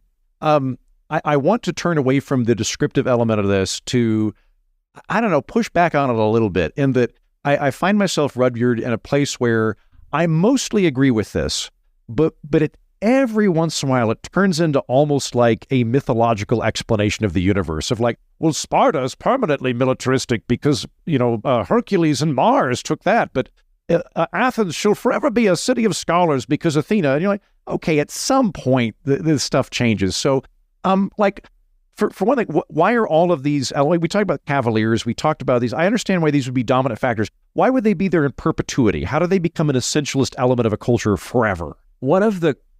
I develop a bunch of mental heuristics I do for my job, and one of them is don't let your definitions control you. And look at it, see what it is, but don't let it get stupid. And an example of this is a lot of these authors, they treat New England as permanently intellectual and superior, but look at the advances of the South in the last 60 years. The South completely turned around as a society. It's become wealthy, it's become educated, it's become the most successful region in America. There's a lot of really smart people in Austin right now, and these do change. And so but it's hard to make distinctions and principles that apply everywhere. And to compare America to Europe, you can see the French have maintained certain cultural traits for the last 2,000 years. The English have maintained certain cultural traits. The Germans have. And I view America as the same, where you can find similarities across German history, but Germany has done a lot of big pivots as a society, where they went nationalist and then anti-nationalist. And that happens to America, but you do see cultural commonalities across it in the same manner you can for any society. I think it's more useful to view these sub-nations in America with the same degree of subtlety with which you would view China or India or Nicaragua. So that is to say that they are organic, they are changing, Yes. They are in a state of flux, but just because they're in a state of flux does not mean they're going to homogenize. Yes. You might have a person that, like a kid changes over the course of their life, but there might be certain traits Yes. that remain there or linger there, or families change, but maybe this family was always more authoritarian in how it raised itself, and that's going to linger Yes. for a while. And okay. One really big thing that we've not brought up today is immigrants. America's a nation of immigrants. Yes. You go back to like 1880. I don't have the data in front of me, but I want to say in 1880 that like a quarter of all Americans were either from another country or one of their parents was from another country. So there's been it's not as if these people came over and then the door slammed shut and like Yankees have always just been Yankees. Like we look at like Boston that we mentioned earlier today. I think of Boston as an Irish town. I don't think of Boston as an English town. So like what happens? Do the immigrants, like, are we just not counting them, or do they get completely absorbed, or is there just outside influence that the founders get of a particular area in setting up the trappings Yes. and paradigms? It depends on what part of America you're in and to what degree. One factor is Americans massively overcount immigrant ancestry, where if you look at, this is one of the topics I've studied a lot, if you look at genetics, if you look at last name analysis, if you look at censuses over the 19th century, you find that about 2/3 of white American ancestry is from the British Isles. In the average year, someone's ancestors came to America as 1790. And so half of American ancestry is before the Revolution, half of it's after, and that's of like as of like 2010. And it depends on what part of the country you're from, where the South had almost no immigration. The vast majority of the South's population is people whose ancestors were here before the Revolution. And it's The three areas of the country that saw complete demographic replacement are New York City, the upper Midwest, and California. And if you look at, like you said, Boston is an Irish town. Demographically, there is much more English ancestry in Boston, but if you go to Boston, people automatically write out English ancestry when they say what they are. They'll say they can be 60% English, 20% Italian, 20% Irish. They'll say that they're Irish and Italian. And this is something I've seen myself where I'm half Irish, I'm like 40% English, I'm like 10% Scottish and German. I'll say I'm Irish and English. Someone will often repeat back to me in the same conversation, you're Irish and Scottish, right? And so we subconsciously substitute the colonial ancestry out, even though it's the biggest. And is this just immediacy bias of whatever the most recent group is who I identify with, or is it I want to be special, and so whatever is novel I gravitate towards, as opposed to the general background culture? It's both. It's partly a diversity thing where you want to be special, because if you have a genetics test saying you're 100% white, people will say you're bland. They won't say you're spicy. They won't say... There is a real bias against it. But secondly, if you know you had an ancestor come over from Germany in 1920, but you're mostly English ancestry from the 1600s, you will at least know about that ancestor from 1920. And so when you think back, you'll think, oh, I had a grandpa who came, my great-grandpa came over. And you won't think, oh, great-grandpa married a local American, then they married another local American. And so it's partly that. That resonates for me. Heaton is an English surname. Yeah. My mom's maiden name is Barber, which is Scottish. But on my mom's side of the family, her grandmother was a German immigrant, or she grew up speaking German. My mother's great-grandfather was German. So like we don't know much about the people that at the beginning of the family that came over to the States. We have no idea when the Heatons came over, probably because we were illiterate horse thieves or something. And but we do know with my mom's family, like we can point to those specific Germans that came over. They came over from Hanover. We had a correspondence with them for a while for the folks back home. So that the immigrant experience is something that is easier to intellectually gravitate towards in the modern capacity, whereas the further back you go, it just sort of recedes into time, and so you don't have any hook to hang that family on. Yes, and this is a process you also see in Argentina and Brazil, where the colonial populations there, the Portuguese and Spanish, looking at genetics, those are massively undercounted versus later Italian or German ancestry. And the question I would ask for these regional cultures is, what evidence would you need to see? Because I always ask that question because it sets a metric that you can go for, where these genetic groups still exist today. If you look at a genetic map of America, 60% of Americans belong to one of these genetic groups we talk about that came over with the British or Africans, etc., in the colonial period. And you can trace these different regions between voting patterns, between genetics, between accent, between architecture styles. And there's a lot of books and things that have covered this where Americans purposely undercount their internal diversity because our project as a nation has been towards unification.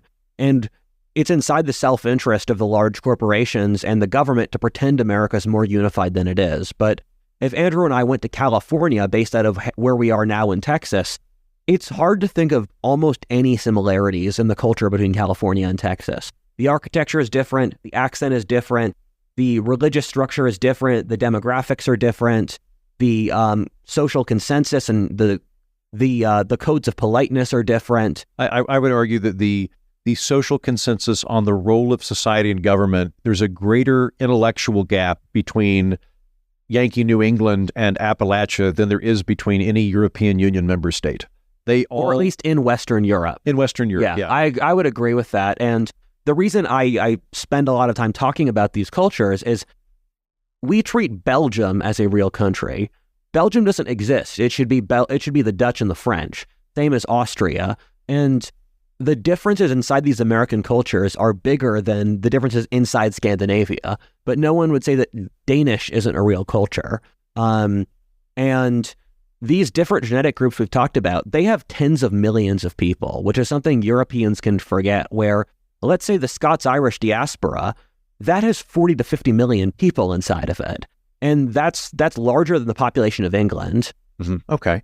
Well, going back to like Boston, for example. Yeah. Like if we're talking about these foundational immigrant groups that come over, and New England is puritanical Yankees, that is a very different group than Irish Catholics coming over to work at the docks or whatever. So what happens to that group? Do they, like, it sounds like based on what you said earlier, that it just gets diluted into the overall English structure, but they maintain claims of Irishness? Or is it that, do the kickoff people set up the paradigms and then everybody gets absorbed into the paradigms? This is another thing where I talk about the complication, where it's easy to get wrapped up in your ideas, where everything you're talking about happens. Where I'm Irish American, I'm from Philadelphia, I'm culturally much more similar in most ways to a German or an Italian or an English American from Philly than to another Irish American in Boston. Got it. And in the same way that me being an English, Scottish, German American from Oklahoma, I probably have more in common with somebody who's German in Tennessee, or ethnically German in Tennessee, than I do with an English surname person from Vermont. This is one of the disagreements I have over race and IQ, for an example. The IQ gap between English Americans in the South and New England is so huge that it's effectively an argument in some ways against race and IQ.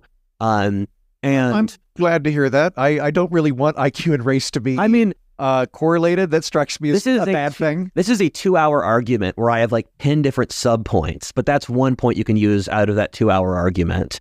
But that also does occur where if you're a pure Yankee descendant from like the Mayflower, and then you're just like some super Italian guy, you are going to be from Rhode Island, you are going to be different. These cultural differences between ethnicities do happen. And one of my favorite anthropology books is Thomas Sowell's book on different American ethnicities. And I made a great video about this where Italians, Irish, Germans went into different industries. They had different cultures. And it depends based off what part of the country you're from, or even locally, where South Jersey is very Italian, it's very Irish, it's very Catholic. And in Pennsylvania, it's much more of that original Quaker culture. And so it's a gradient where you see less assimilation. Generally, the further you get off Atlantic ports, the more strong the traditional culture is, and the less immigrants matter. Where if you're an Italian guy in central Pennsylvania, you're going to be a lot less Italian than an Italian guy in New Jersey. I would think also that if we were playing around with an alternate universe model, let's say that all these different groups we described today, and we've hit 11 to 15, I think. Yeah. Let's say theoretically they all spoke different languages and lived in peace with each other to the same extent we have in American history, but spoke different languages. I think it would be very clear if that were the case. You'd go, those speakers over there, this is what they think. Yes. Whereas because we all speak the same language, there's a presumption that we're more similar. Yeah, we are. Whereas it might well be that, at least in terms of how you look at government, it might be more similar in Italy and in Greece, or Italy and in France. Even though they speak different languages, they might have a more common reaction to government. Agreed. Than say like within, I don't know, Canada versus Louisiana. And another point I'd throw in here is I read a lot of older histories, and there's a myth that I only read books written before 1960, and that's insane. If you go through my Goodreads, the vast majority of it's 21st century. But I do read lots of old books, and you see these changes in how we write about American history. And for the pre-World War II era, they never write America as a single country. If you read a history book written in 1940, they say the South thinks this, the Northeast thinks this, the West thinks this. And it doesn't occur to them to treat America as a single society in most cases.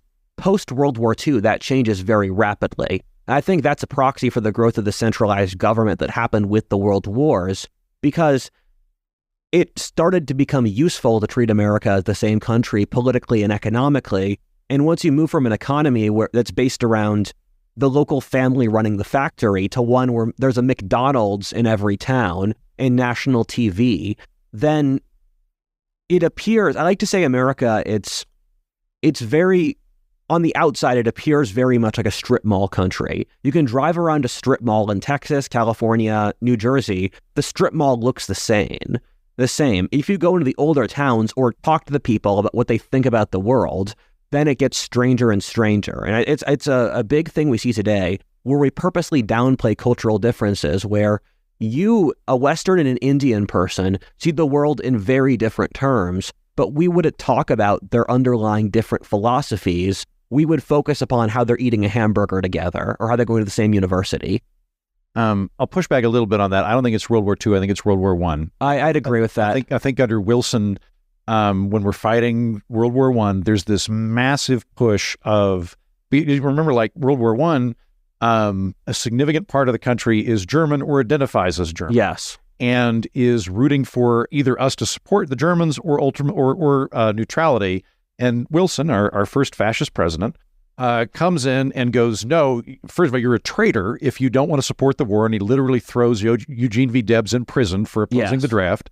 And then he goes on this national campaign to say anybody with a hyphen in their name is a secret traitor waiting to happen. If you were a German American or a Jewish American, anything hyphen American means you've divided loyalties and you were bad American. And there's this attempt to whitewash everybody and turn it into a kind of bland Northeast interpretation, but specifically in like a white Anglo-American culture.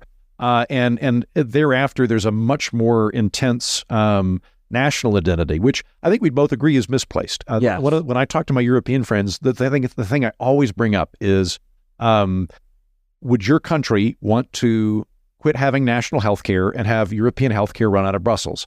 To date, out of about 300 conversations I've had, no one has said, yes, that would be a good idea. Yes. Everybody always says, well, no, you guys are nuts and your healthcare system's insane. But like Swedish healthcare is very good for Sweden, but we would not attempt to have, and I'm like, right, a better understanding for Europeans of America is that we are European Union 1.0 and that it's an alliance of a bunch of different countries. And we've really nationalized, I think, too far. And it would be better for us to go back a little bit towards like a NATO, NAFTA, European Union model, the way you guys are doing. I would agree with that. And for my American Civilization video, one of the points I made is that as a reaction to the world wars, you saw the creation of American anti-culture. And that's a society which existed to not be any of the regional cultures. It's the culture of the federal government. And like this is the America's bad, it's always been bad. Yes. If only we could be like the country I lost my virginity in on my spring break trip to Europe when I was in college, where I owned a scarf and felt very sophisticated. Basically. And the problem is that's the majority culture. And what they'll say is white Americans don't have a culture. And that's what they want to believe, because that culture is the biggest thing which keeps them from seizing total social power. And it's the culture of wokeness, of American culture is bad. And that's what I call imperial American culture. And it's very rare to see anti-culture develop in a society. When the Romans had their empire, they thought, we're Roman, we're better than you. And that's what's normal. Okay. I think I will go ahead and stop it there. This has been a fascinating conversation. I need to apologize to you, Rudyard. I think I told you we were going to talk for about an hour and then do an unrelated bonus episode. And we've now just hit the 2-hour mark just discussing this initial topic. But I found it so fascinating, I could not wrench myself from it and have very much enjoyed talking to you. Where can people find you, Rudyard? First of all, it was a pleasure having me, and thank you very much. You can find me on Whatifalthist. It's a portmanteau of what if alternate history. It's a single word. Look it up on YouTube. It's all the content's free online. And I will, listeners, link to that in today's episode show notes. So if you don't want to, if you forget that, just check the episode description and you'll find a link and you'll be able to find any of those videos. Any videos you'd like to recommend for people? Kick off. If you liked this video, my video on American civilization covers this. I have a 2-hour series on regional American cultures, or the 9 nations of North America. And I also have a video on explaining America's identity through 10 ethnic identities like German American, Italian American, Black American. So those 3 video series are the things that if you liked this video, you will enjoy the most. Wonderful. All right. Rudyard William Lynch? Yes. Thank you very much for coming on. It was a pleasure. Great chat, Heaton. Well done. Well moderated. You're good at your job. Although it does occur to me, having now completed that interview, that while some of the most irritating politicians I can think of are New England Democrats, some of the best Republicans are New England Republicans. So I'm missing something there. And also, I just did an episode on New Hampshire where I hung out with a bunch of folks that you could bend horseshoes around their sense of freedom, which is far more liberty-loving than moderate old Heaton. So perhaps I'm missing something. We will cover that on the next bonus episode of the program. I will bring on a New Englander to offer some polite pushback on some of the hot takes that were uttered today. If you enjoyed today's program and you want to hear more from our man Rudyard, he will be joining me for this week's bonus episode. Rudyard believes, based on some particular historical metrics that he has assembled, that there will be an armed rebellion in the United States within the next 3 years, which I think is absurd. I think that's silly. In fact, I think it's silly enough that I am going to openly goad him I'm going to try to get him to bet me $1,000 that I'm going to take the position there's not going to be a violent revolution within the next 3 years. I think that's some Cormac McCarthy wish fulfillment clickbait nonsense, but he doesn't. He thinks the other thing. So if you enjoyed Rudyard's historical analysis and you want to hear more from him, but you want a different topic, what he believes to be a rapidly impending violent revolution in the United States and why, go to patreon.com/Andrew Heaton. This is a value for value program. If you enjoyed today's discussion, and frankly, gang, it's been 2 hours. If you're still here, can we at least admit you enjoyed yourself? That you weren't, I hope, chained to a radiator in a basement or something? You voluntarily sat here for 2 hours? If that is the case, the show is clearly giving you value. So please consider sending some value my way by going to patreon.com/Andrew Heaton. We don't have corporate sponsors. We don't have advertisers. We only have listeners. Patrons make the show possible, and they get cool bonus content where, at least in this instance, I try to make $1,000 off my guest. It's going to take me about 3 years, but I think I might be able to pull it off by gambling on whether or not the revolution is nigh. Ain't that fun? Don't you want to hear that? Then go to patreon.com/Andrew Heaton. That's patreon.com/Andrew Heaton. Thanks. That's the show. Thanks for listening. Thank you, Rudyard Lynch, for coming on to discuss the intellectual foundations of America's regions. Thank you, Eric Stipe, who edited today's program. Until next time, I've been Andrew Heaton, and so have you.